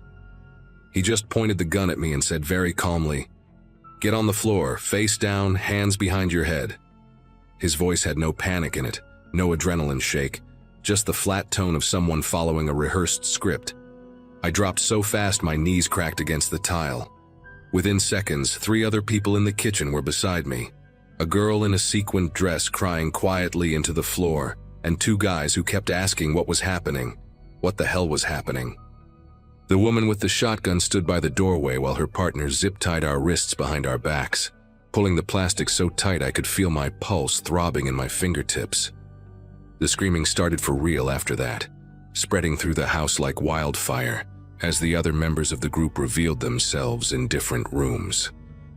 I could hear furniture crashing somewhere above us, heavy footsteps thundering across the old hardwood, voices shouting commands to get down, shut up, hand it over. From my position on the kitchen floor, cheek pressed against cold tile that smelled like spilled beer, I could only see boots moving back and forth and hear the chaos unfolding in fragments. Someone was sobbing in the next room, deep wrenching sobs that sounded like they came from a grown man. Glass shattered somewhere, maybe a window, maybe a mirror. The guy with the neck tattoo crouched down next to me and pressed the barrel of his gun against the base of my skull, the metal so cold it burned, and asked where the safe was. I told him I did not live here, I was just visiting. I did not know anything about a safe. He pressed harder, grinding the barrel into my scalp, and asked again. His breath smelled like cigarettes and something sweet, maybe the rum punch Brienne had made. Brienne. The thought of her hit me like a punch to the chest. I had no idea where she was in all this chaos. If she was safe, if she was hurt, if she was even still in the house. The guy must have seen something change in my face because he laughed, this low chuckle that had no humor in it, and told me not to worry about my friends right now. He said I should worry about myself, about giving them what they wanted so everyone could go home with all their fingers attached. That specific detail, the fingers, made something inside me go very still and very cold. These were not amateurs grabbing whatever they could and running. They had planned this, studied the house, probably watched the party fill up through the windows before deciding the moment was right. The woman with the shotgun started going through purses and jackets piled on the kitchen counter, dumping wallets and phones into a black duffel bag with mechanical efficiency. She found a laptop in someone's backpack and added that too. The guy finally lifted the gun from my head and moved toward the hallway, barking orders to someone I could not see about checking the bedrooms upstairs. They herded all of us into the main living room over the next 20 minutes, maybe 60 people forced to sit on the floor, with our backs against the walls while 2 of them stood guard with weapons drawn. The DJ booth had been knocked over, equipment scattered across the hardwood, and the champagne glasses we had raised at midnight now lay shattered in glittering piles that cut into people's legs when they shifted position. I found Brienne across the room, her face streaked with mascara and tears, a bruise already forming on her left cheekbone where someone had struck her. Our eyes met and she mouthed something I could not understand. Maybe, "I'm sorry," or "Are you okay?" But I just nodded slightly to let her know I was alive. Jerome sat a few feet away from me, his earlier warmth completely gone, replaced by a pale stillness that made him look like a different person entirely. The group worked the room systematically, taking jewelry, watches, wallets, phones, anything valuable they could strip from the partygoers. One woman near the window refused to give up her engagement ring, said it had been her grandmother's, and one of the guys pistol whipped her so hard she collapsed sideways into the person next to her. Someone had managed to call 911 before the phones were collected, I found out later. A guy named Dennis who worked with one of Brianne's roommates had hidden in the basement bathroom when the chaos started, crouched behind the toilet with his phone's brightness turned all the way down. He whispered the address to the dispatcher, described what was happening, begged them to send help. But it was New Year's Eve in Atlanta, and every cop in the city was dealing with drunk drivers, domestic disputes, celebratory gunfire, bar fights spilling onto sidewalks. The dispatcher told him units were responding, but it might take time given the holiday volume. Dennis stayed on the line for 11 minutes before one of the robbers found him, kicked in the flimsy bathroom door, and dragged him upstairs by his collar. They made an example of him in front of everyone, beating him with the butt of a rifle until his face became something unrecognizable, a mess of blood and swelling that made several people vomit on the floor. The message was clear. Anyone else hiding, anyone else who had tried to call for help, should understand what happened to heroes. I kept my eyes on the hardwood, counting the grain patterns, trying to disappear into myself. The minutes stretched into something elastic and terrible, time losing all meaning when every second feels like it might be your last. The leader, the one with the neck tattoo, seemed to be getting agitated. He kept checking his watch, a nice silver thing he had probably stolen from someone earlier, and exchanging glances with the woman who appeared to be his second in command. They had clearly expected to be done by now, in and out before anyone could respond. But the sheer number of people at the party had slowed them down. More victims meant more valuables, but also more variables, more chances for something to go wrong. I watched him pace near the front door, talking in low, urgent tones with one of his crew, and caught fragments of their conversation. Something about a van, about timing, about leaving soon regardless. The woman guarding our section of the room had started to look nervous too. Her shotgun no longer held with that professional steadiness, but gripped tight like she was afraid someone might rush her. I could feel the energy shifting in the room, the terror mixing with something else now. A desperate calculation happening behind dozens of pairs of eyes as people started to wonder if compliance would actually save them. The sirens came at 1:47 in the morning, distant at first but growing louder, until they seemed to surround the house from every direction. I will never forget the way the leader's face changed when he heard them, that calm professional mask cracking into something raw and furious. He started shouting orders, his crew scrambling to grab the duffel bags stuffed with our belongings, and for one horrible moment I thought they were going to start shooting us to eliminate witnesses. The woman with the shotgun swung her weapon toward the windows like she expected cops to come crashing through at any second, but the leader made a different call. He grabbed Brianne by the hair, yanked her to her feet, and announced that they were taking insurance with them. Two other robbers grabbed a man I did not recognize, and Valerie, the kindergarten teacher with the glittery tiara now hanging crooked and stained with someone else's blood. They dragged the three of them toward the back of the house while the rest of the crew covered their retreat, and I screamed Brianne's name so loud my throat tore. She looked back at me one time, her eyes wide with terror, before she disappeared through the kitchen doorway. The remaining robbers backed out after them, keeping their weapons trained on us until the last possible second, and then they were gone into the cold Georgia night. The police found the three hostages 2 hours later, abandoned in the back of a stolen catering van parked behind a strip mall 6 miles away. The robbers had taken what they wanted and vanished, probably switching vehicles somewhere along the way, disappearing into the chaos of New Year's celebrations still raging across the city. Brianne was physically unharmed, but she did not speak for 3 days afterward, just sat in her hospital bed staring at the wall with eyes that looked hollowed out from the inside. Dennis survived but needed reconstructive surgery on his face. The woman who got pistol whipped over her grandmother's ring had a fractured skull and spent 2 weeks in the ICU. The police arrested 2 of the 6 robbers about 3 weeks later, caught them trying to pawn jewelry at a shop in Savannah, but the others were never found, including the man with the neck tattoo.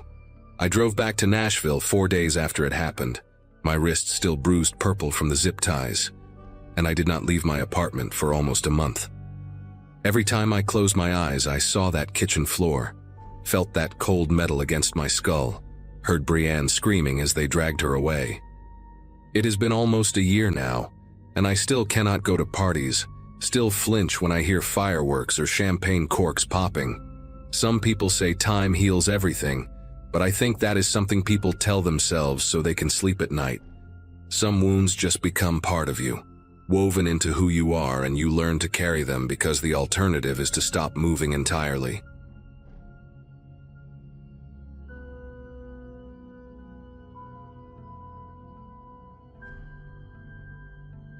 My girlfriend Nicole and I had been together for almost 3 years when New Year's Eve 2017 rolled around. We were living in a small apartment in Boise, Idaho, both of us working jobs that paid just enough to cover rent and the occasional date night. She was a veterinary technician at an animal clinic near the mall, and I had been doing IT support for a regional insurance company since dropping out of college a few semesters before finishing my degree. That December had been brutal for both of us. Long hours, difficult customers, the kind of exhaustion that makes you want to hide from the world rather than celebrate with it. So when Nicole suggested we skip the downtown festivities and find somewhere quiet to watch the fireworks, just the 2 of us, I thought it sounded perfect. Neither of us was the type to enjoy packed bars or freezing in a crowd of drunk strangers. We wanted something intimate, something peaceful. I had no idea how wrong that night would go. I knew about a spot called Ridgeline Point, about 40 minutes outside the city, up a winding mountain road that led to a small overlook with a clear view of the valley below. A coworker had mentioned it once, said he used to take his wife there when they were dating. The drive up was quiet, just the hum of my old Ford Ranger and some acoustic playlist Nicole had put together on her phone. We passed the last gas station around 9, and after that there was nothing but dark pines and the occasional reflective sign warning about deer crossings. The temperature had dropped to around 18 degrees, and a thin layer of frost clung to everything outside the truck. When we finally pulled into the small gravel lot at Ridgeline Point, we were completely alone. The city lights glittered far below us like a scattered handful of orange and white gems, and above us, the sky was impossibly clear, packed with stars you never see when you live surrounded by streetlights. Nicole squeezed my hand and said this was exactly what she needed. I turned off the engine and we sat there in the dark waiting for midnight. We had brought a thermos of hot chocolate and a blanket, and Nicole had even packed some of those little hand warmers you crack and shake. For the first 20 minutes or so, everything was perfect. We talked about the year behind us, about the apartment we wanted to move into come spring, about her sister's wedding in March and whether we could afford the trip to Portland for it. The windows started to fog up from our breath, and I would wipe a little circle clear every now and then to check the view. It was around 11:15 when I noticed it. A light, small and pale, somewhere off to our left where the tree line began. At first I thought it was a reflection, maybe a glare from the city lights bouncing off something metallic, but then it moved. Just a small shift, barely perceptible, but enough to make me sit up straighter. Nicole was mid-sentence about her bridesmaid dress when she noticed me staring and asked what was wrong. I told her I thought I saw something, probably just an animal. She leaned over to look and the light disappeared. We sat in silence for a few seconds, both of us scanning the dark edge of the forest. Nicole laughed nervously and said it was probably a hiker with a headlamp, maybe someone who had the same idea we did and wanted to watch the fireworks from the woods. That made sense. It was New Year's Eve after all, people do strange things. But something about the way that light had moved, deliberate and slow, made the back of my neck prickle. I told myself I was being paranoid, that spending too many nights watching true crime documentaries with Nicole had rotted my brain. I kissed her forehead and told her not to worry. But I kept glancing at that tree line, and about 5 minutes later, I saw it again. Closer this time. Not by much, maybe 30 feet from where it had been before. And this time, it stayed on long enough for me to see that it was not a headlamp. It was the glow of a phone screen, held low, illuminating the bottom half of a face. Someone was standing at the edge of the woods, watching us. Nicole saw it too. She grabbed my arm so hard her nails dug through my jacket sleeve. Neither of us said anything for a moment. The figure did not move, did not wave, did not call out. Just stood there, maybe 60 yards away, half hidden by the trunk of a massive pine. I could make out what looked like a dark jacket, the shape of broad shoulders, but the phone light clicked off before I could see anything else. My heart was hammering in my chest, and Nicole whispered that we should leave, right now. I agreed. I reached for the keys still dangling from the ignition and turned them. The engine made a sound I had never heard before, a weak stuttering cough that died almost immediately. I tried again. Same thing. The dashboard lights flickered on for half a second and then went dark. Nicole asked me what was happening, her voice climbing higher, and I told her I did not know. I pumped the gas, turned the key again, and got nothing but a hollow click. The truck was dead. I want to be clear about something. That Ford Ranger was old, sure, a 2004 with over 160,000 miles on it, but I had just had the battery replaced 2 months before. It had started fine when we left the apartment. There was no warning, no slow crank, nothing. One moment it was running, the next it was completely dead, like someone had flipped a switch. Nicole was breathing fast beside me, her eyes fixed on the tree line where we had seen the figure. I told her to stay calm, that maybe it was just the cold affecting the battery, that I would pop the hood and take a look. But when I reached for the door handle, she grabbed my wrist and said no. Do not get out of the truck. She pointed toward the trees and I followed her gaze. The figure had moved again. It was no longer at the tree line. It was standing in the middle of the gravel lot, maybe 40 feet from our front bumper, completely still. No phone light this time, just a dark silhouette against the faint glow of the city below, watching us with what I can only describe as patience. Nicole fumbled for her phone, her fingers trembling as she tried to unlock it. I kept my eyes on the figure, afraid that if I looked away even for a second, it would be at my window when I looked back. She finally got her phone open and dialed 911, but the call would not connect. No signal. We were too far up the mountain, too far from any cell tower. She tried again, then again, and each time the screen just showed that spinning circle before giving up. I grabbed my own phone and had the same result. We were completely cut off. The figure still had not moved, had not said a word, and somehow that was worse than if it had charged at us screaming. There was something calculating about the stillness, like a predator that knows its prey has nowhere to go. Nicole started crying, quiet sobs that she tried to muffle with her hand. I put my arm around her and told her we were going to be okay, but I did not believe it. My mind was racing through options. Lock the doors, honk the horn, use the truck as a barrier, but none of them seemed like enough. And then the figure took a step forward. It was a slow step, deliberate, almost casual, like someone out for an evening stroll. Then another step, and another. I laid on the horn, pressing it as hard as I could, but nothing happened. No sound. Whatever had killed the battery had killed everything else too.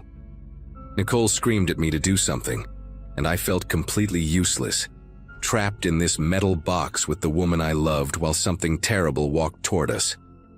I reached under my seat, hoping to find anything I could use as a weapon, and my fingers closed around a tire iron I had forgotten was there. It was not much, but it was something. I told Nicole that if this thing got to us, I was going to fight. She nodded, mascara running down her cheeks, and grabbed the thermos. Heavy, stainless steel, better than nothing. The figure was maybe 20 feet away now, close enough that I could make out more details. A man, tall, wearing a dark canvas jacket and work boots. His face was still obscured by shadow, but I could see his hands hanging loose at his sides. He was not holding anything. Somehow that scared me more. What kind of person approaches a stranded couple in the middle of nowhere, at night, in the freezing cold, with empty hands and no words? He was 10 feet from the hood of the truck when headlights swept across the lot. For a split second, the man was fully illuminated. Pale skin, a gaunt face with hollow cheeks, eyes that seemed to reflect the light like an animal caught on a highway. He could not have been older than 40, but there was something worn about him, weathered like leather left out in the sun too long. The headlights belonged to a Jeep Wrangler coming up the mountain road, and the driver must have seen us because the vehicle slowed as it entered the lot. The man in the canvas jacket did not run. He did not even flinch. He simply turned, walked back toward the tree line with that same unhurried pace, and disappeared into the darkness between the pines. The whole thing took maybe 5 seconds. Nicole was gripping my arm so tight I thought she might break the skin. The Jeep pulled up beside us and the window rolled down to reveal a woman in her 50s with short gray hair and a concerned expression. She asked if we were okay, said she saw someone walking away from our truck and wanted to make sure we were not in trouble. I have never been so relieved to see a stranger in my entire life. I told her our truck would not start, that we had been stranded, that there was a man watching us from the woods.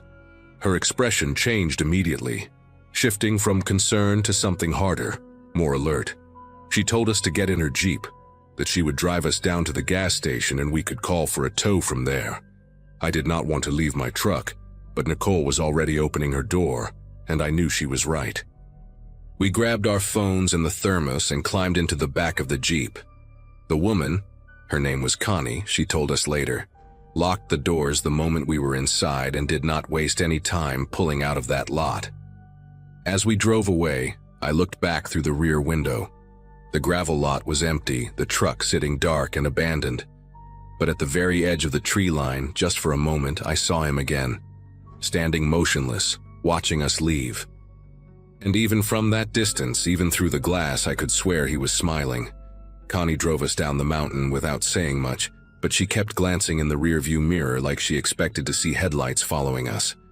When we finally reached the gas station near the highway, she parked right under the brightest light in the lot and came inside with us while I called the police. 2 officers showed up about 20 minutes later, and we told them everything. The figure in the woods, the phone light, the way he had approached us, the truck dying for no reason. They took notes, asked us to describe the man, and said they would send a patrol car up to Ridgeline Point to check it out. One of the officers, a younger guy with a shaved head, pulled me aside and asked if I wanted them to arrange a tow for my truck that night. I said yes because there was no way I was going back up that mountain in the dark. The tow truck arrived around 1 in the morning, and the driver, a heavy guy named Sal who smelled like cigarettes and coffee, agreed to let me ride along while Nicole stayed at the gas station with Connie. When we got to the overlook, the lot was empty, no sign of the man. But when Sal popped the hood of my Ranger to hook up the tow cables, he stopped and called me over with a flashlight. Someone had cut my battery cables, both of them clean through with what Sal said looked like bolt cutters or heavy-duty shears. He showed me the ends, not frayed, not worn, but sliced at an angle, deliberate and precise. That was why the truck had died so completely, why there was no slow crank or warning. Whoever that man was, he had been in that parking lot before we even noticed him. He had walked up to my truck while we sat inside drinking hot chocolate and talking about bridesmaid dresses, and he had disabled our only means of escape. Sal looked at me with this expression I will never forget, a mixture of pity and something like fear, and he said I was lucky that Jeep showed up when it did. I could not argue with him. The police never found the man. They searched the area, put out a description, but he was gone like smoke. Connie told us before she left that she only drove up to Ridgeline Point that night because she had missed her exit on the highway and decided to take the scenic route home. A wrong turn. That was all that stood between us and whatever that man had planned. Nicole and I moved to Portland 3 months later, partly for her sister's wedding and partly because neither of us could stand being in Boise anymore. We sold the Ranger to a junkyard and bought a newer car with working locks and an alarm system. We never went back to Ridgeline Point, and we stopped watching fireworks from anywhere that was not surrounded by hundreds of other people. Sometimes, late at night, I still think about that man standing in the gravel lot, watching us with those hollow eyes, waiting for something. I think about how calm he was, how patient, like he had done this before and knew exactly how it would go. I think about what would have happened if Connie had not missed her exit, if those headlights had come 5 minutes later, or not at all. The police told me a few weeks after that they had found an abandoned campsite in the woods near the overlook, a tent, some canned food, a sleeping bag that looked like it had been used for months. They also found a duffel bag with duct tape, zip ties, and a hunting knife with a 9-inch blade. No fingerprints, no ID, nothing that could tell them who he was or where he went. The detective who called me said they suspected he had been living up there for a while, waiting for the right opportunity, waiting for someone like us. I thanked him for the update, hung up the phone, and sat in the dark for a long time. Nicole found me there an hour later, and we held each other without saying a word. Some things do not need to be spoken. You just carry them with you, quiet and heavy, for the rest of your life.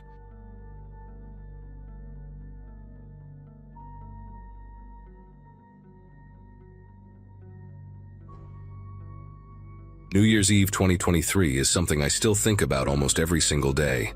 I had moved into my apartment complex in Atlanta about 3 months before, one of those massive cookie-cutter buildings where every floor looks exactly the same and every door is the same shade of gray.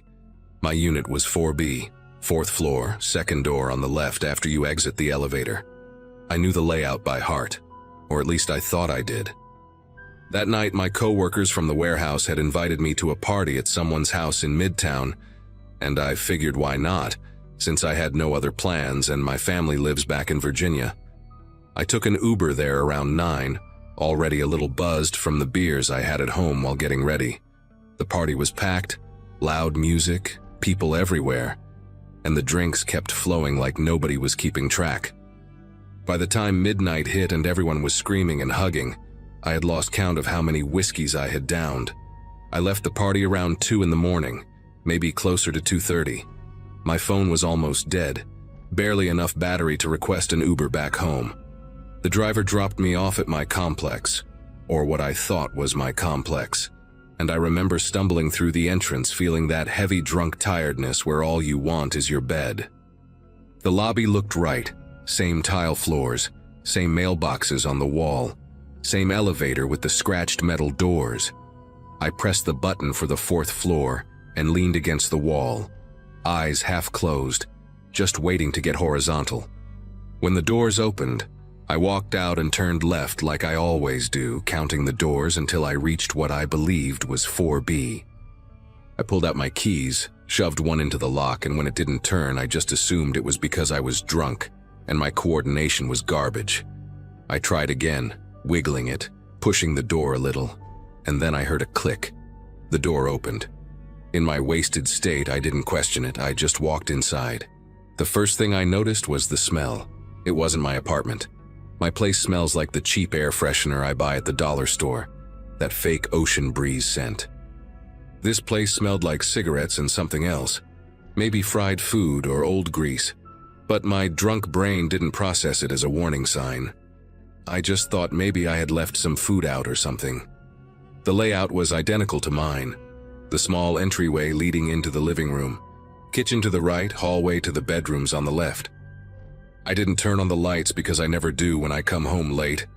I just navigate by the glow coming through the windows from the parking lot lights outside. I kicked off my shoes somewhere near the door and started walking toward what I thought was my bedroom. The furniture was in different spots. I bumped my shin hard against a coffee table that shouldn't have been there, and I cursed under my breath. Still, nothing clicked in my head. I was too far gone, too tired, too focused on just getting to bed. I made it about halfway down the hallway when I heard movement. A shuffling sound, then a door opening. I stopped walking, not because I was scared, but because I was confused. I lived alone. There shouldn't be anyone else in my apartment. Before I could even form a thought about what to do, a light flicked on and I was staring at a man I had never seen before. He was older than me, maybe in his 50s, wearing boxer shorts and a white tank top, and he was holding a baseball bat with both hands raised like he was ready to swing at my head. His eyes were wide, bloodshot, and I could see the fear and rage mixing together in his face. He screamed something at me. I don't even remember what exactly. Something about getting out of his house. Who the hell was I? And that's when my brain finally caught up to reality. I wasn't in my apartment.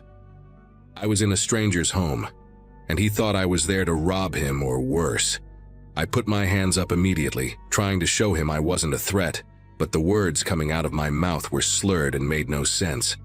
I kept saying I was sorry, that I thought this was my place, that I lived in 4B, but he wasn't listening. He kept screaming, backing me toward the wall, that bat never lowering an inch. I could see his arms shaking, not from weakness, but from pure adrenaline, and I knew right then that if I made one wrong move, he was going to crack my skull open. Behind him, a woman appeared in the hallway, probably his wife, and she was screaming too, telling him to call the police, asking who I was and what I wanted. The noise was overwhelming.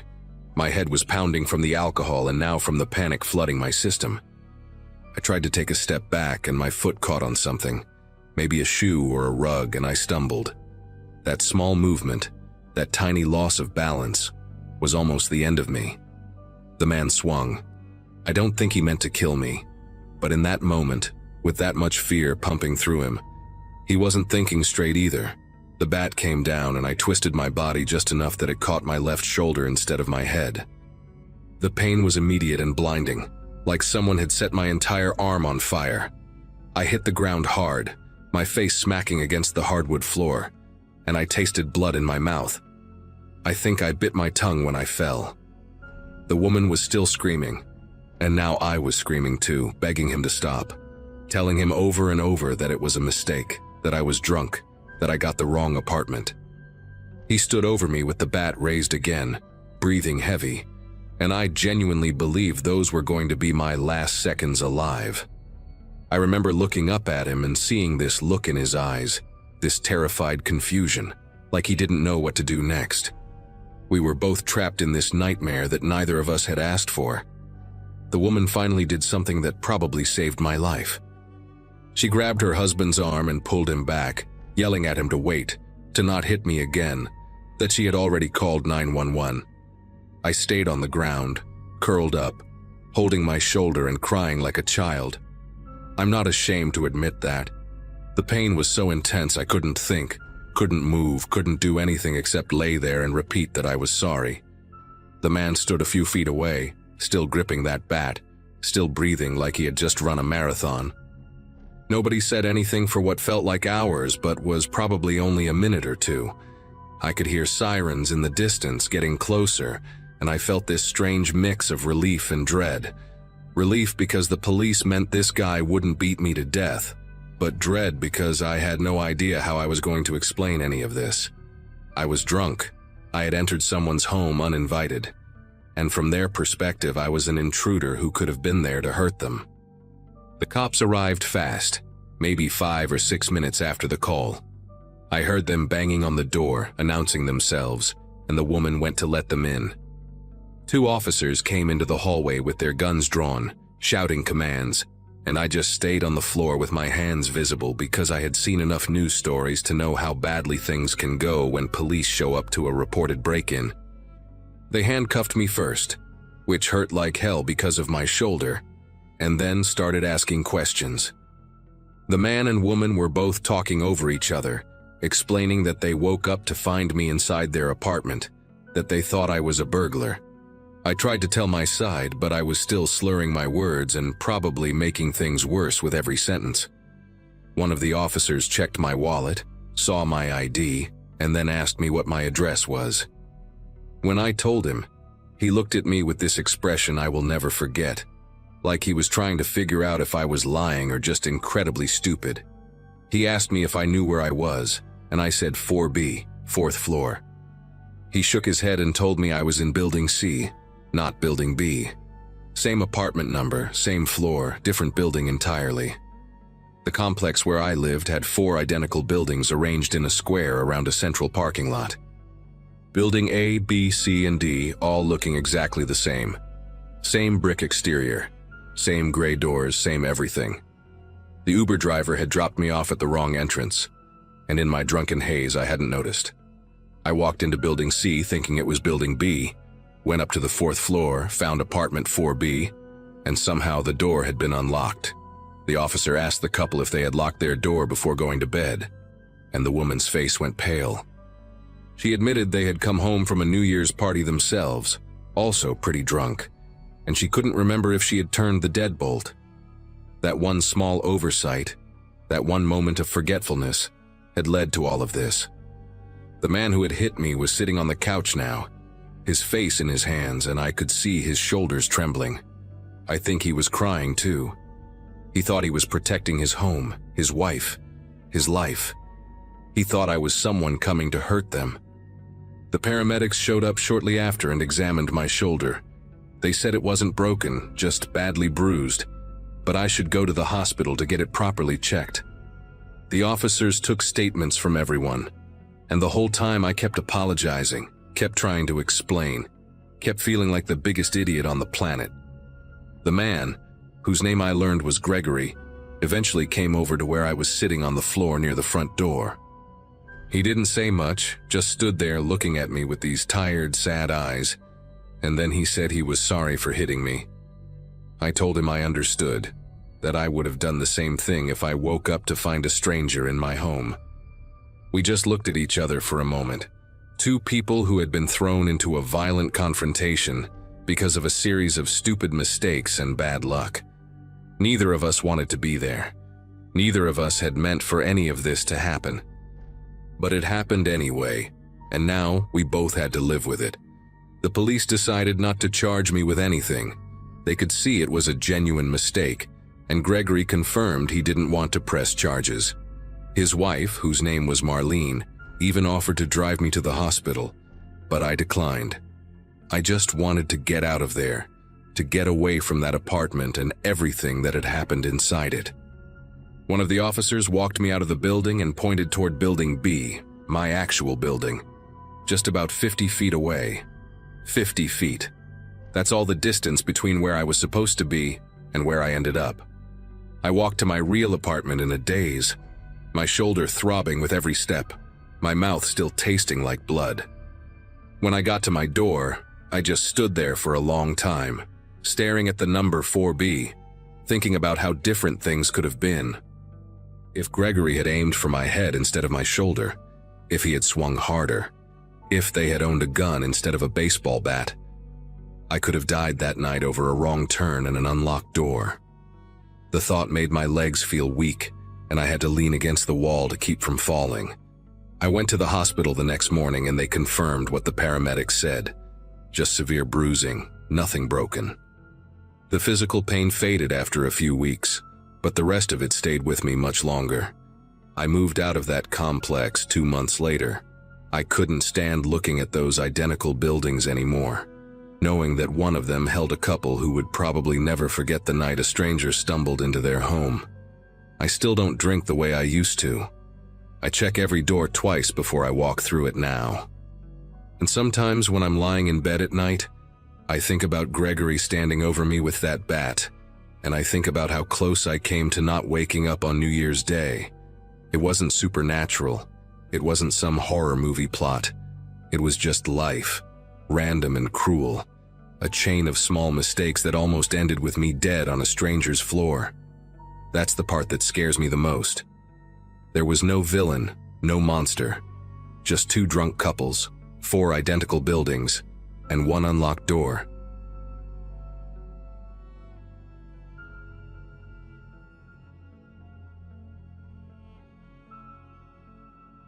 If someone had told me that my first morning of 2018 would involve barricading myself in a bathroom while a stranger paced outside my door, I would have laughed in their face.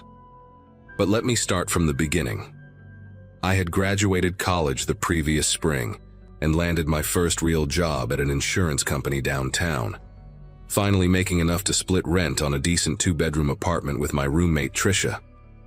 We had spent the earlier part of the evening at a massive house party thrown by a coworker named Jerome, the kind of party where you lose track of time and suddenly realize it is nearly 2 in the morning.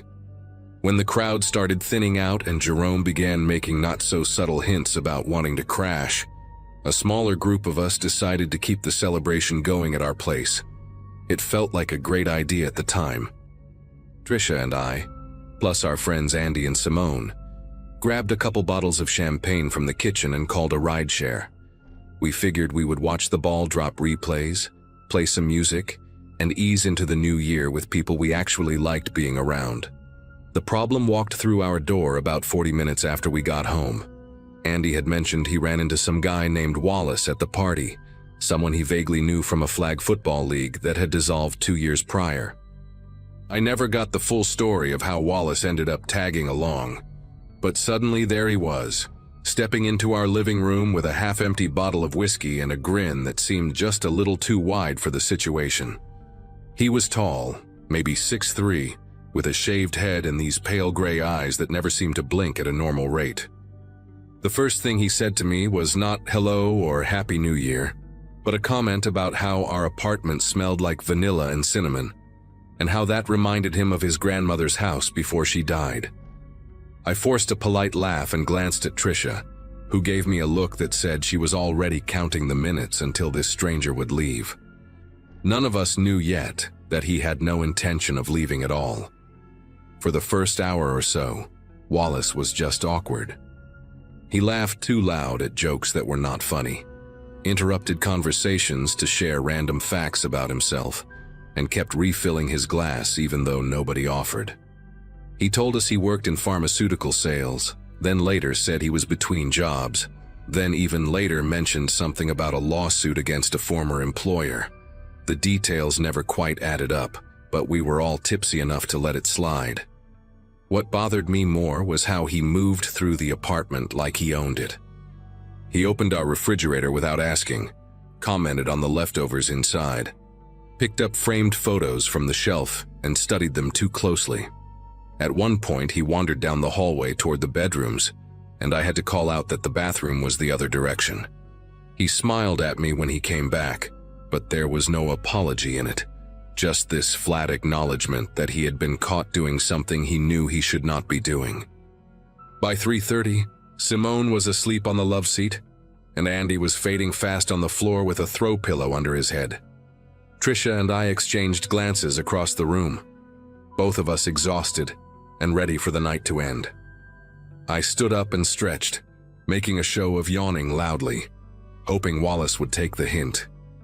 Instead, he settled deeper into the armchair and kicked off his shoes, revealing mismatched socks, one black, one dark green, and feet that looked like they had not seen soap in days. I cleared my throat and said something about how it was getting really late, how we all had to be up in the morning even though that was a lie. Wallace just nodded slowly, his pale eyes fixed on the television, even though the screen had gone dark 10 minutes ago. He said he was not tired yet, that he was a night owl, that he would just hang out for a little while longer if that was cool with us. The way he said it made clear he was not actually asking for permission. Trisha tried next. She was always better at being direct than me, the kind of person who could tell a telemarketer to go to hell without raising her voice. She stood up and said it was time for everyone to head out, that she would call a cab for whoever needed one. Andy stirred on the floor and mumbled something about crashing on the couch, which was fine because Andy was practically family, but Wallace did not move. He just tilted his head slightly and said he did not have anywhere to go tonight, that his roommate had changed the locks while he was out and he could not get back in until morning. The story sounded rehearsed, like he had used it before in situations exactly like this one. Trisha asked if he had any friends he could call, any family nearby. Wallace shook his head slowly, and for a moment his expression shifted into something that almost looked like pity. Not for himself, but for us, as if we were the ones who did not understand how this was going to go. He said he would just sleep in the chair, that we would not even know he was there. His voice had dropped to something quieter, almost gentle, and that scared me more than if he had shouted. I pulled Trisha into the kitchen under the pretense of cleaning up. We whispered back and forth, trying to figure out what to do. Calling the police felt like an overreaction. The guy was weird, sure, but he had not technically done anything threatening. We thought about waking Andy and having him deal with it since Wallace was supposedly his acquaintance. But Andy was barely conscious and would probably just make things more awkward. Trisha suggested we just go to our rooms and lock our doors. Let Wallace sit in the living room all night if that was what he wanted, and deal with kicking him out in the morning when we were sober and rested. It seemed like the safest option, the path of least resistance. I grabbed my phone from the counter and we walked back into the living room to say goodnight. But when we got there, Wallace was no longer in the armchair. He was standing in the middle of the hallway that led to our bedrooms, his back to us, perfectly still, like he was listening for something on the other side of one of the closed doors. I asked him what he was doing, and my voice came out sharper than I intended. Wallace turned around slowly, and for a second his face was completely blank, like a mask that had not decided what expression to wear yet. Then he smiled and said he was just looking for the bathroom again, that he had forgotten which door it was. The bathroom door was wide open with the light on. He had walked past it to get where he was standing. Trisha told him firmly that the bathroom was right there, pointed at it, and asked him to please stay in the living room for the rest of the night. Wallace held up his hands in a gesture of mock surrender and walked back toward us, but he moved slowly, deliberately, making sure we had to step aside to let him pass. As he brushed by me, I caught a smell coming off him that I had not noticed before, something sour underneath the whiskey, like old sweat and something metallic. He sat back down in the armchair and picked up a magazine from the coffee table, flipping through it like nothing had happened. But his eyes were not reading. They were watching us over the top of the pages. Trisha and I retreated to her bedroom since it had a lock on the door and mine did not. We left Andy and Simone sleeping in the living room, which I still feel guilty about. But at the time we were operating on pure survival instinct and not thinking clearly. Trisha pushed her dresser in front of the door and we sat on her bed with our phones in our hands, too wired to sleep. We could hear Wallace moving around in the apartment.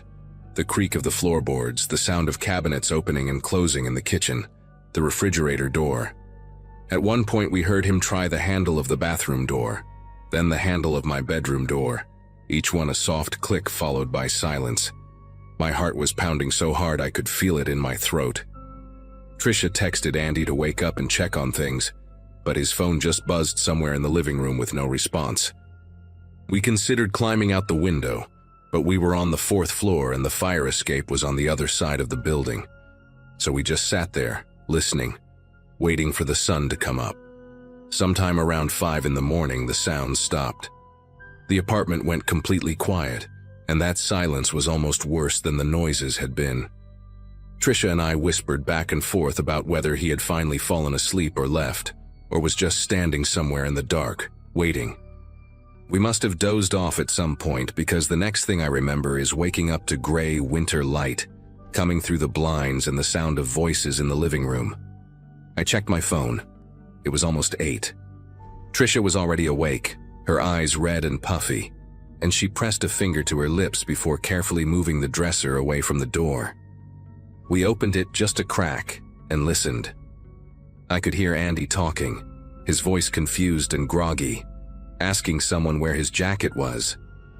And then I heard Wallace, calm as anything, saying he had moved it to the coat closet because it was blocking the heater. Like he lived there, like he had every right to reorganize our belongings. Trisha and I looked at each other, and I saw my own exhausted fury reflected in her face. This was over. We were ending it now. We walked into the living room together, and the scene that greeted us made my chest tight with anger.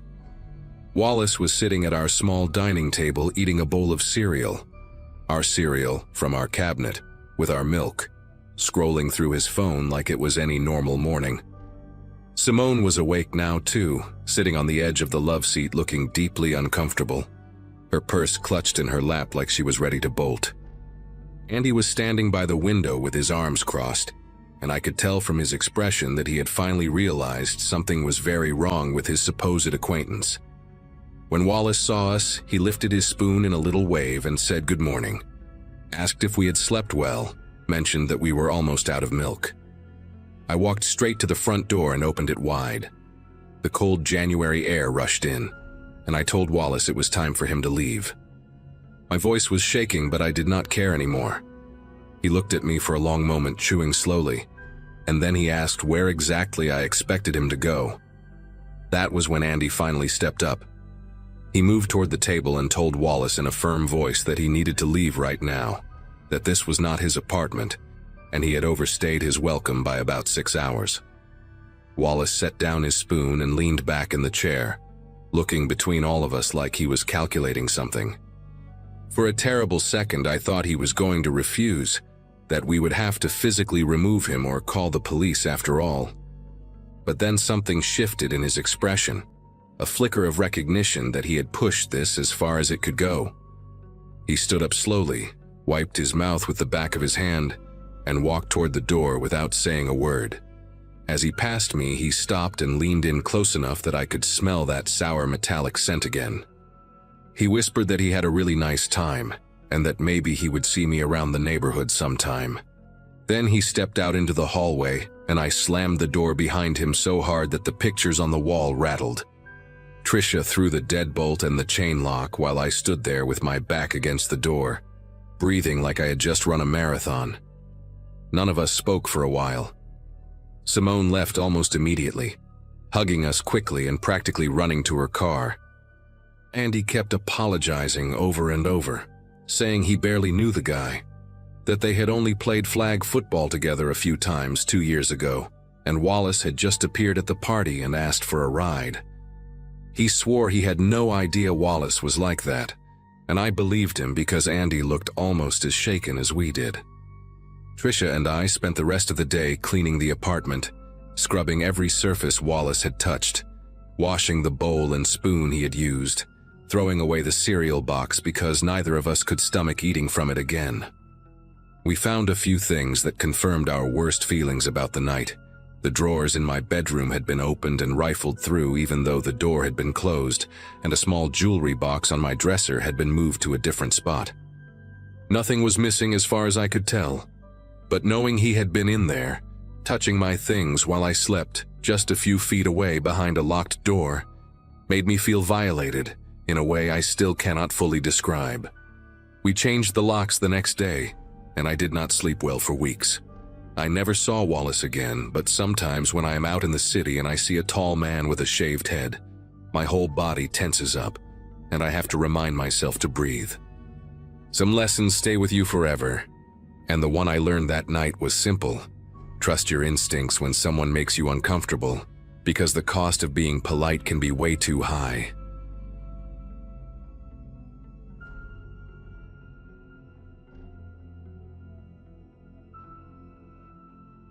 Colin showed up at my place around 9 with 2 bottles of cheap champagne and his girlfriend Whitney, who was carrying a stack of frozen pizzas like it was some kind of offering. Nothing crazy, just 4 of us total. The 3 of them plus my neighbor from 2 doors down, a guy named Frank who had separated from his wife a couple months back and needed somewhere to be that night. My place is a small ranch-style house at the end of a cul-de-sac in a neighborhood outside of Charlotte, North Carolina. Quiet street, mostly older couples and young families. The kind of place where people wave at each other, but nobody really knows anybody that well. We had the music at a reasonable volume, maybe a little louder during certain songs, but nothing that would make someone angry. I had done this same thing the year before with 0 complaints, and my closest neighbor was Frank, who was literally sitting on my couch eating pepperoni slices off a paper plate. Whitney had just come back from the kitchen with another round of beers when we heard the knock. It was firm, 3 solid hits on the front door, the kind of knock that makes you stop mid-sentence. I remember checking my phone and it was 11:47. I know because I was about to text my mom a Happy New Year, since she always went to bed early. Colin muted the speaker and we all just kind of looked at each other. Frank made a joke about it being the cops, and we laughed because it seemed ridiculous. I got up and walked to the door, not thinking much of it. Through the small window next to the door, I could see a guy standing on my porch, maybe mid-40s, wearing a dark jacket and jeans. He had his hands clasped in front of him like he was waiting patiently. I opened the door about halfway, leaving the chain on because something about the way he was standing made me want to keep a barrier there. He smiled when he saw me and said he was responding to a noise complaint from one of the neighbors that someone had called about loud music. I asked him who complained, and he just said it was anonymous, that he was not allowed to share that information. His voice was calm, almost too calm, like he had rehearsed this conversation in his head a dozen times before knocking. I noticed he did not have a badge, no uniform, nothing that would indicate he was with the police or any kind of official noise enforcement. When I asked if he was a cop, he paused for just a second, a tiny hesitation that most people would miss, and said he was with the neighborhood association. That did not sit right with me because I had lived in that house for almost 3 years and never once heard of any neighborhood association. We did not have an HOA, no community board, nothing like that.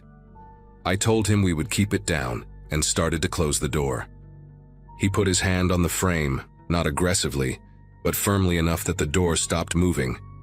He said he needed to come inside to verify the noise level, that it was standard procedure. That was when Colin appeared behind me. He is a big guy, played football in high school and still lifts regularly, and I think his presence changed the dynamic immediately. The man on the porch took a small step back, his eyes shifting from me to Colin and then back to me. I told him again that we would keep it down, that there was no need for him to come inside, and that I did not know who he was. He smiled, but it was not a friendly smile. It was the kind of expression someone makes when they are trying to appear calm, but are actually calculating something. He said fine, that he would check back later, and then he turned and walked down the porch steps toward the sidewalk. I closed the door and locked it, and Colin asked me what the hell that was about. I told him I had no idea, but something about the whole interaction made me uneasy. Whitney came over and asked if everything was okay, and I said yes, but I walked to the front window and watched the man. He did not go to a car. He walked to the end of my driveway and just stood there, looking back at the house. Frank joined me at the window and said that guy was not from around here. He knew most of the people on the street, at least by face, and he had never seen this man before.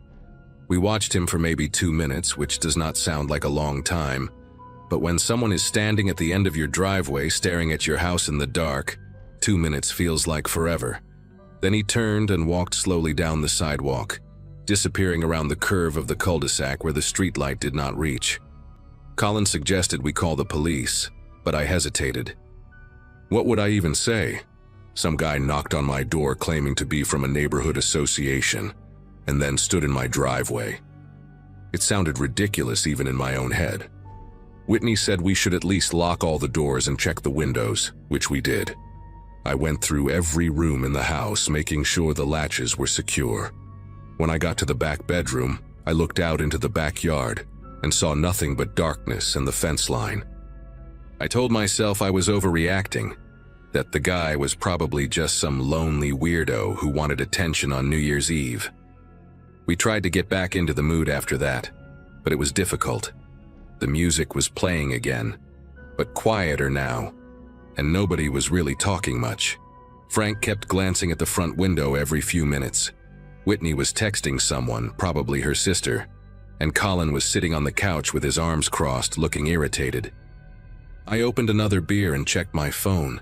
It was 12:03, which meant we had missed the countdown completely. I had not even noticed midnight passing. That bothered me more than it should have, like the whole night had been stolen by this stranger who had no business being at my door. Around 12:15, Colin said he was going to step outside for some air, and I told him I would go with him. We walked out the back door onto the small patio I have behind the kitchen. The night was cold but not unbearable, and we could hear fireworks in the distance from other neighborhoods. Colin lit a cigarette and asked me if I recognized the guy at all, maybe from work or somewhere else. I said no, I had never seen him before in my life. We were outside for maybe 5 minutes when Colin suddenly stopped talking mid-sentence. He was looking past me toward the back corner of the yard where the fence meets the neighbor's property. I turned around and saw a figure standing there, just on the other side of the fence, barely visible in the darkness. It was him, the same guy. He was not moving, not saying anything, just standing there with his hands at his sides, watching us. My heart started pounding so hard I could feel it in my throat. Colin grabbed my arm and pulled me back toward the door. We got inside and he locked it immediately, then checked that the deadbolt was engaged. Whitney asked what happened and Colin told her the guy was in the backyard, or at least right outside it. Frank stood up from the couch and said we needed to call the police right now, that this was not normal behavior. I finally agreed. I pulled out my phone and dialed 911, my fingers feeling clumsy and slow. The dispatcher answered and I tried to explain the situation as calmly as I could. A man had come to my door earlier, claimed to be from a neighborhood association, tried to get inside, and was now standing behind my fence watching us. The dispatcher asked if the man had made any direct threats or shown a weapon. I said no, not exactly, but he was clearly following us around the property. She said she would send an officer to check it out, but it might take a while because of all the New Year's calls they were dealing with. Drunk drivers, domestic disputes, fireworks complaints. She told me to stay inside, keep the doors locked, and call back if the situation escalated. I hung up feeling frustrated and scared at the same time. Colin was pacing the living room, and Whitney had moved to the center of the house, away from any windows. Frank suggested we turn off all the lights so we could see outside better, without being seen ourselves. It seemed like a good idea, so we did it. The house went dark except for the glow of the stove clock in the kitchen. I crept back to the window that looked out onto the backyard, and the figure was gone. The spot by the fence where he had been standing was empty. I told the others, and nobody knew if that was a good thing or a bad thing. For the next 20 minutes, we sat in the dark living room without saying much. Every small sound made us tense up. The refrigerator humming, the house settling, a car passing on the street outside. Whitney was holding Colin's hand and I could tell she was trying not to cry. Frank had found a baseball bat I keep in the hall closet and was gripping it like his life depended on it. I kept checking my phone, waiting for the police to call or show up, but nothing happened. Then, around 12:45, we heard something that made all of us hold our breath. It was a slow, deliberate scraping sound coming from the side of the house, like someone was dragging their fingers along the siding. It moved from the front toward the back, taking its time, as if the person doing it wanted us to hear every second of it. Colin stood up and moved toward the hallway, and I followed him. We stopped at the window in the spare bedroom that looks out onto the narrow strip of grass between my house and the fence. We could not see anyone, but the sound continued, moving past us toward the backyard. Then it stopped. For a moment, there was complete silence. I was about to say something when we heard 3 knocks on the back door.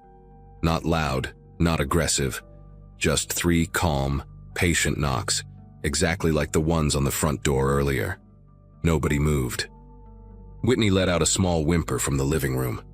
I walked slowly toward the kitchen, staying low, and positioned myself where I could see the back door without being directly in front of it. The door has a small window at the top, and through it I could see the outline of a face pressed close to the glass looking in. It was too dark to make out features, but I knew it was him. He knocked again, 3 more times, and then I heard his voice, muffled but clear enough to understand. He said he just wanted to talk, that he was not going to hurt anyone, that he had been watching the house for a while and he knew there was a woman inside. The way he said it, the way he specified that he knew Whitney was there, made my entire body go cold. Colin lost it. He grabbed the bat from Frank and ran toward the back door, screaming at the guy to get the hell off his property before he caved his skull in. I had never seen Colin that angry before. He was slamming his palm against the door, telling the man he had 5 seconds to disappear. The face in the window pulled back, and we heard footsteps moving quickly across the patio, and then nothing. Colin was breathing hard, still gripping the bat, his whole body shaking with adrenaline. Whitney was crying now, asking what the hell was happening, why this guy was targeting us. I called 911 again and told them the situation had escalated, that the man had come to the back door and made comments about knowing there was a woman in the house. The dispatcher said an officer was on the way and should arrive within 10 minutes. Those 10 minutes felt like hours. We huddled in the hallway, away from all the windows and doors, listening for any sound that might tell us where he was. Frank kept saying we should have left, driven away when we had the chance, but none of us had thought of that in the moment. We were too scared to open any door, too scared to go outside where he might be waiting. The police finally showed up around 1:15 in the morning. 2 officers, a man and a woman, both looking tired but alert. They searched the entire perimeter of the house with flashlights and found nothing. No sign of the man, no footprints they could identify in the grass. Nothing left behind. One of them asked me to describe the guy again, and I did, but I could tell they did not have much to go on. They said they would file a report and increase patrols in the area for the next few nights, but without a name or a license plate, there was not much else they could do. After they left, nobody wanted to stay at my place. Colin and Whitney went home, and Frank walked back to his house 2 doors down, though I watched him from the window until he got inside safely. I did not sleep that night. I sat in the living room with every light on, the baseball bat next to me, checking the windows every few minutes until the sun came up. The man never came back. Not that night, not the next day, not ever. I never saw him again, never found out who he was or why he chose my house. I asked around the neighborhood in the days that followed, but nobody else had seen him. It was like he appeared out of nowhere, terrorized us for a few hours, and then vanished. I installed a security camera system the following week, but the footage has never shown anything unusual. Sometimes I still think about that night, about the way he said he knew there was a woman inside, and I wonder what would have happened if I had opened that door without the chain on, or if Colin had not been there. I try not to think about it too much, but every New Year's Eve since then, I make sure I am not home.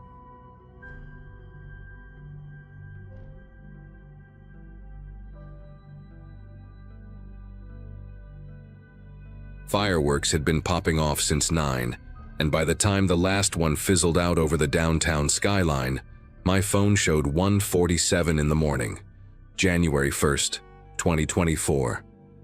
I had just turned 24 3 weeks before Christmas, still adjusting to life in a new city, after moving to Austin for a nursing position at a small clinic near the University District.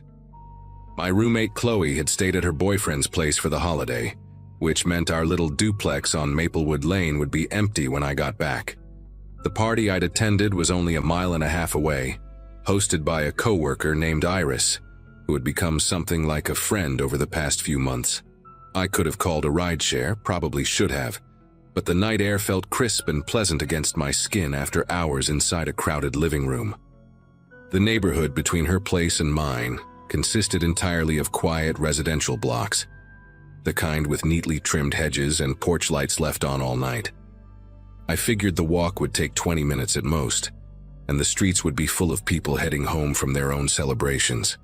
The first 10 minutes proved me right. Small groups wandered past, laughing and calling out to each other, some still holding champagne bottles and sparklers that had burned down to the handle. I passed a couple kissing against a mailbox, an older man walking a golden retriever, a cluster of teenagers taking selfies in front of someone's elaborate yard decorations. My heels clicked against the pavement in a steady rhythm, and I kept my purse tucked close to my side out of habit rather than genuine concern. Around the halfway mark, the crowds thinned considerably. The side streets grew darker, the spaces between streetlights stretching longer. I noticed footsteps behind me somewhere around Oleander Drive, maybe 50 feet back, but I told myself it meant nothing. People walked home on New Year's Eve, That was normal. I glanced back once, quickly, and saw a figure in dark clothing, hands in pockets, moving at roughly my pace. A man, I thought, though the distance made it hard to tell for certain. I picked up my speed just slightly, not running, not panicking, just moving with a bit more purpose toward the familiar shape of my duplex 3 blocks ahead. By the time I reached my street, I had almost convinced myself the whole thing had been in my head. The footsteps behind me had faded somewhere in the last block, or maybe I just stopped hearing them over the sound of my own pulse drumming in my ears. Maplewood Lane looked exactly as it always did, a row of modest duplexes and single-family homes, most of them dark except for the blue glow of televisions flickering behind curtains. My unit sat near the end of the cul-de-sac, the porch light on because I always left it on, the little ceramic frog Chloe had bought at a flea market guarding the welcome mat. I fumbled with my keys for a moment, my fingers clumsy from the cold and maybe something else I did not want to name. The lock clicked open. I stepped inside, shut the door behind me, and twisted the deadbolt into place. Then I stood there in the dark entryway for a long moment, just breathing, letting the silence of the empty house settle around me like a blanket. I told myself I was being ridiculous, paranoid, the kind of girl who watches too many true crime documentaries and sees danger in every shadow. I dropped my purse on the kitchen counter, poured myself a glass of water, and scrolled through my phone for a few minutes while my heartbeat slowly returned to normal. Chloe had texted me a blurry photo of herself and her boyfriend kissing at midnight, surrounded by strangers at some bar downtown. Iris had posted a story of the remaining guests at her party doing shots and singing off-key to an old song I half recognized. Normal things, safe things. The world outside my window was just the same world it had always been, full of ordinary people doing ordinary things on a holiday night. I decided a hot shower would help shake off the lingering unease, wash away the smell of cigarette smoke and spilled beer that clung to my hair and clothes. The bathroom sat at the back of the duplex, a small space with a frosted window that faced the narrow strip of yard between our unit and the wooden fence separating us from the neighbors. I had never given that window much thought before. It was frosted after all. Nobody could see in. I turned on the water, waited for it to heat up, and started undressing without bothering to close the bathroom door, since nobody else was home anyway. The shower felt incredible after hours on my feet, the hot water loosening the tension in my shoulders and neck. I stood under the stream with my eyes closed, letting the steam fill my lungs, thinking about nothing in particular. Maybe 5 minutes passed, maybe 10. I was rinsing conditioner from my hair when I heard something outside the window. Not loud, not a crash or a bang or anything dramatic like that. Just a soft sound, like fabric brushing against the exterior wall. I turned off the water and stood completely still, dripping onto the tile floor, straining to listen. For a few seconds there was nothing. Then I heard it again. A faint scraping noise, like someone shifting their weight on gravel. The strip of yard outside that window was covered in small, decorative stones. Chloe and I had complained about them a dozen times because they got tracked inside whenever we used the back door. I knew exactly what those stones sounded like when you stepped on them. And someone was stepping on them right now, just a few feet from where I stood naked and dripping in the steam-filled bathroom. I did not scream. I did not make any sound at all. My body seemed to understand before my brain caught up that making noise would be the wrong move, that alerting whoever was out there to my awareness might change the situation in ways I could not predict. I grabbed my towel from the hook and wrapped it around myself with trembling fingers, my eyes fixed on that frosted window. The glass was thick and textured, impossible to see through clearly, but I could make out the vague shape of the fence posts and the dark outline of the neighbor's roof beyond. Nothing else. No figure, no movement, no shadow that did not belong. I stood there for what felt like an eternity, barely breathing, water pooling around my feet and soaking into the bath mat. Then I saw it, a pale glow appearing at the lower edge of the window frame, faint and bluish, the unmistakable light of a phone screen. It hovered there for maybe 3 seconds before disappearing.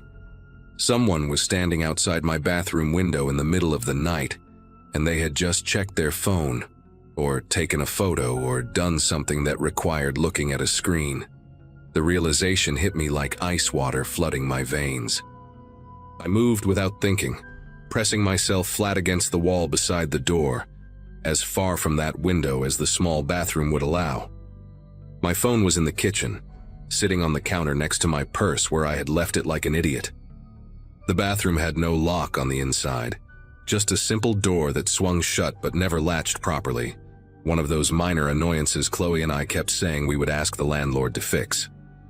I forced myself to breathe slowly, quietly, trying to hear past the pounding of my own heart.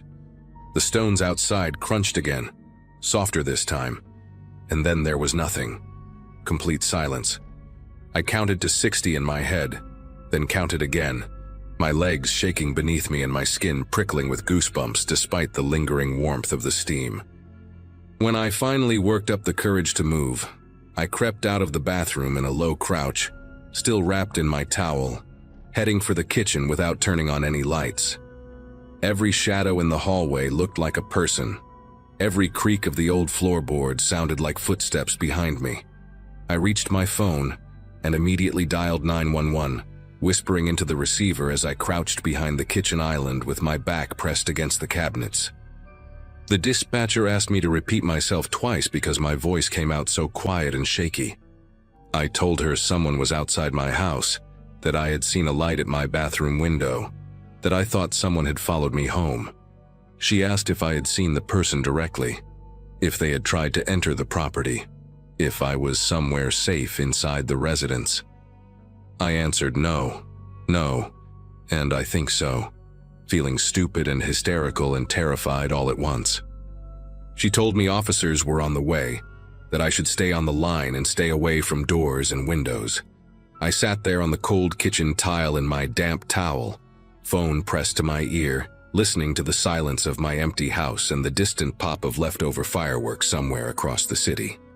7 minutes passed before I saw the red and blue lights sweep across the living room curtains. It felt like 7 hours.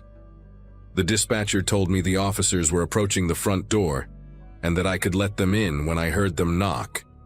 2 sharp raps came a moment later, followed by a voice announcing the police, and I have never moved so fast in my life to unlock a door and let strangers inside.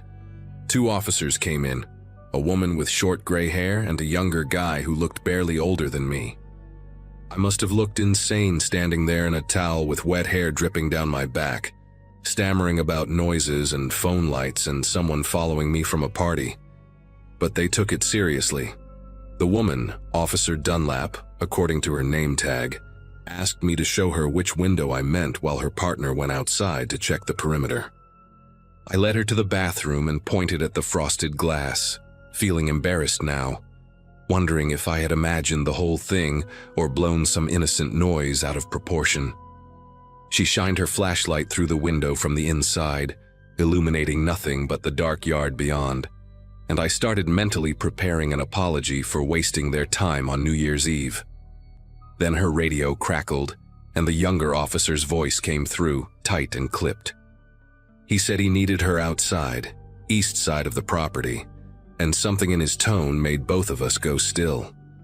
Officer Dunlap told me to stay inside and lock the door behind her, which I did, watching through the kitchen window as their flashlight beams swept across the narrow strip of yard between my duplex and the fence. They found footprints in the decorative stones, a clear trail of them leading from the back corner of the property to the spot directly beneath my bathroom window. The stones had been disturbed in a rough circle there, pressed down and scattered like someone had stood in that exact spot for a while, shifting their weight back and forth. Officer Dunlap showed me photos on her phone after they finished documenting everything, and I recognized the pattern immediately. The same soft crunching sound I had heard, the same restless movement of someone waiting. But that was not the worst part. The worst part was what the younger officer found near the fence line, half hidden in the shadow of an overgrown bush. A cigarette butt, still fresh, the filter stained with something dark that might have been lipstick or might have been blood.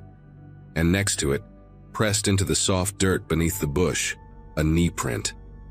Someone had knelt there in the darkness beside my fence, watching my house for long enough to smoke an entire cigarette down to the filter. The officers asked me again about the person I'd seen following me, what they looked like, how tall, what they were wearing. I could barely remember anything useful. Dark clothes, average height, hands in pockets. It could have been anyone. It could have been nobody. But someone had followed me home and waited outside my window, and I had no idea why. The officers stayed for almost an hour, taking my statement and checking every door and window in the duplex. Officer Dunlap gave me her card and told me to call if I noticed anything else, if I saw anyone unfamiliar around the property, if I remembered any other details about the figure on the street. She also suggested I stay somewhere else for the night if I could, just to be safe. And something about the way she said it made me understand that she was more worried than she was letting on. I called Chloe the moment they left, and she answered on the second ring, her voice thick with sleep and confusion. When I told her what happened, she went quiet for a long moment before telling me to pack a bag and come to her boyfriend's apartment immediately. I threw on clothes without really looking at what I grabbed, stuffed some things into my backpack, and ordered a rideshare with trembling fingers. The whole time I kept glancing at the windows, expecting to see a face staring back at me from the darkness, expecting to hear those soft footsteps on the gravel again. The car arrived in 4 minutes, and I practically ran out the front door, locking it behind me and climbing into the back seat without looking back at the house. I stayed at Chloe's boyfriend's place for 3 nights before I felt ready to go back to the duplex. We installed motion sensor lights in the backyard that same week, and Chloe's boyfriend helped us put a lock on the bathroom door and a secondary deadbolt on the back entrance. I started carrying pepper spray in my purse, and I never walked home alone after dark again, not once, not even for a few blocks. The police never caught whoever it was. They increased patrols on our street for a couple weeks, and one detective called me in late January to ask if I had noticed anything suspicious since then. But there were no leads, no suspects, no answers. Sometimes I wonder if it was random, if I just happened to be walking alone at the wrong time and caught the attention of someone dangerous. Other times I wonder if they had been watching me before that night, learning my patterns, waiting for an opportunity. I still live in Austin, still work at the same clinic, but I moved to a different apartment complex last spring, one with security cameras in the parking lot and a doorman at the front entrance. I sleep better now than I did in those first few months after New Year's. But every once in a while, when I come home late from a shift and the street is quiet and empty, I catch myself checking behind me, counting the footsteps, listening for the sound of someone matching my pace in the darkness. Some part of me is still back there on Maplewood Lane, standing in that steam-filled bathroom, watching a pale blue light appear at the edge of my window and knowing with absolute certainty that I was not alone.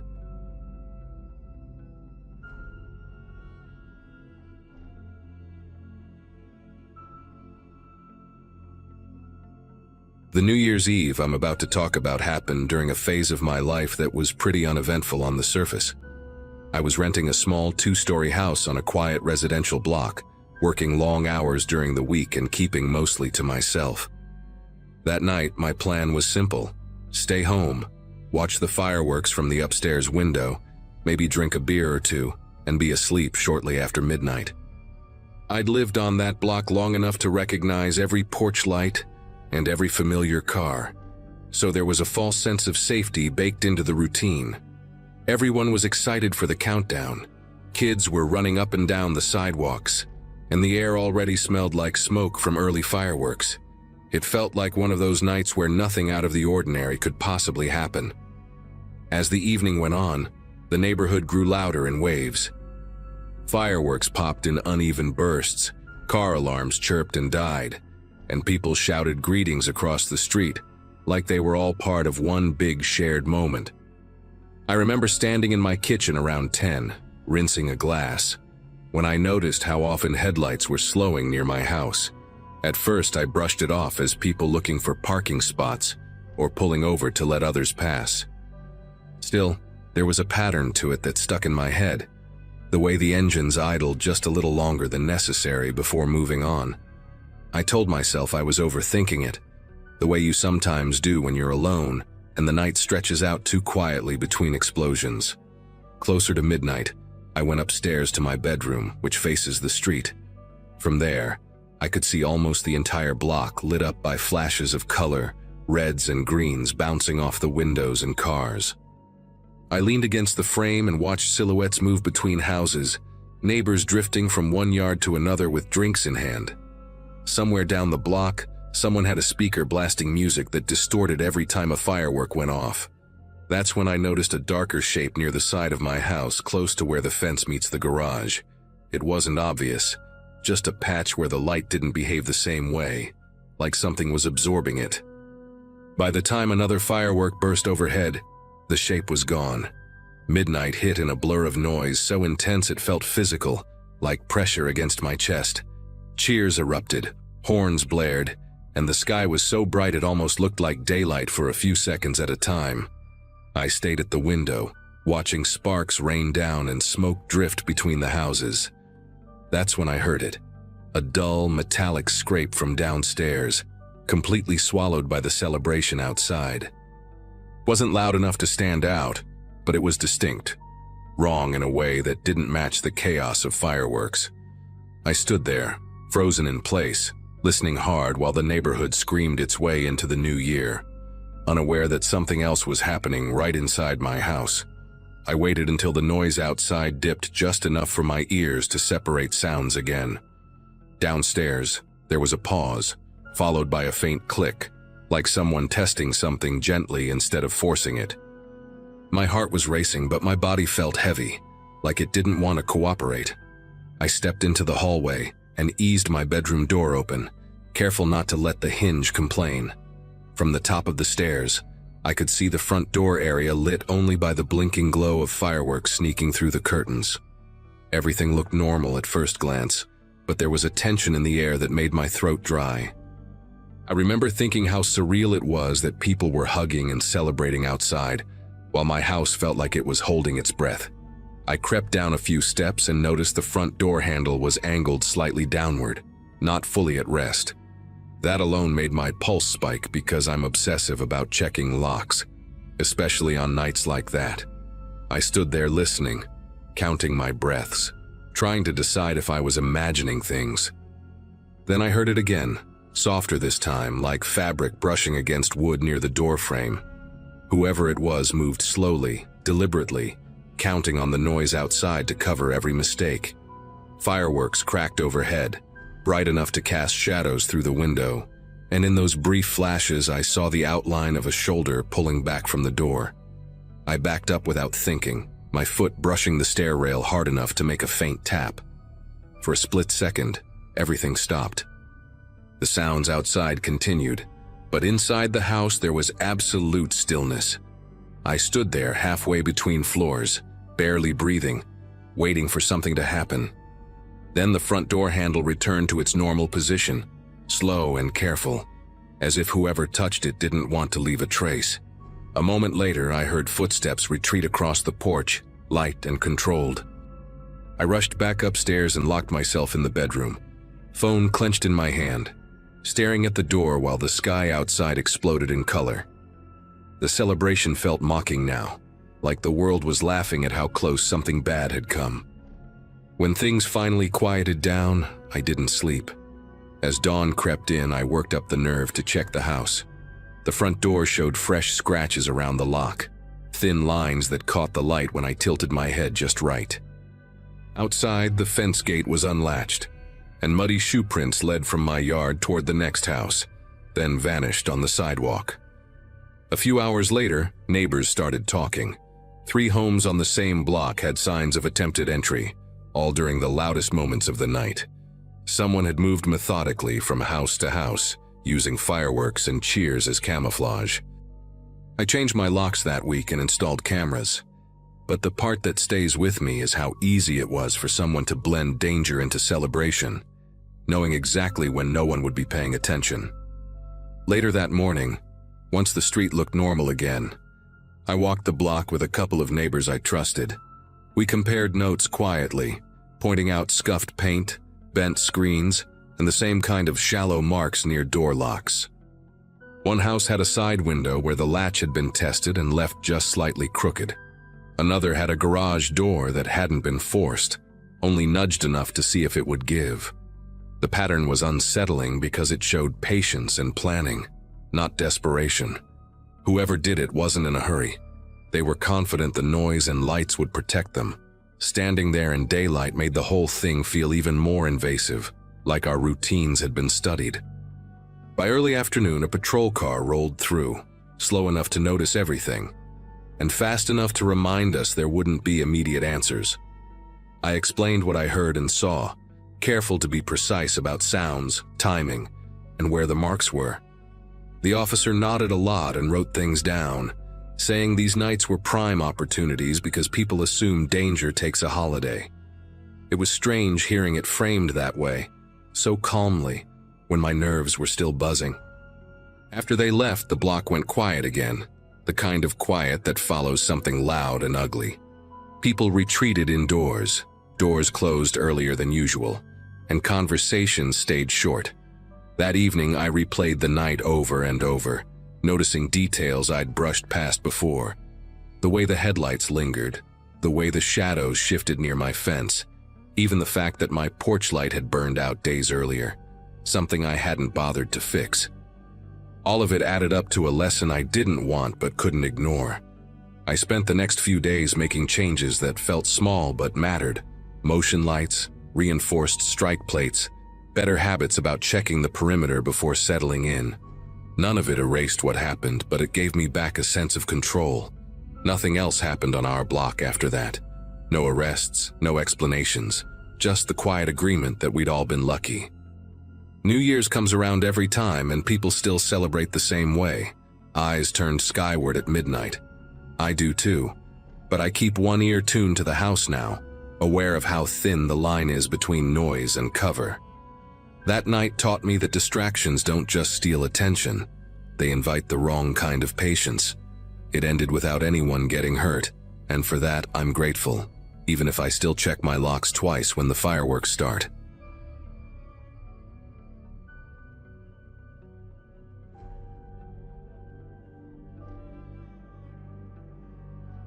That night unfolded during a New Year's public celebration downtown, the kind with temporary stages, food trucks, and countdown screens tied to streetlights. I was living in a small apartment a few blocks away, sharing the place with two friends, and life felt steady back then. Busy jobs, late dinners, and that fragile optimism people carry into a new year. We met a couple of friends at the event. Nothing wild, just drinks in paper cups and talking over music that bled into every street. When the fireworks ended and people surged toward the main avenues, we decided to walk back together instead of fighting the crowd. The idea was simple: cut through quieter blocks, get home faster, crash. I remember feeling relaxed, slightly buzzed, and ready to be indoors. None of us were in a rush, and that calm would make the shift later feel even sharper. The moment we turned onto the first side street, the city changed its tone. The music dulled into a distant thump, and the laughter became scattered, like it had holes in it. Our group stayed tight, shoes scraping against pavement littered with confetti and crushed cups. Streetlights were spaced farther apart here, each one creating a pool of yellow that felt isolated rather than comforting. Someone joked about how quiet it suddenly was, and another laughed too loudly in response. That was when I noticed movement behind us, reflected faintly in a dark storefront window. Shapes, not clear enough to count yet, moving at a pace that matched ours. I didn't say anything at first, convincing myself it was just other people heading home the same way. As we walked, the awareness wouldn't leave. I glanced back more directly this time and caught several figures trailing us, spaced out, careful not to bunch together. They didn't shout, didn't close the distance, didn't even look hurried. Their presence was defined by restraint, which somehow made it worse.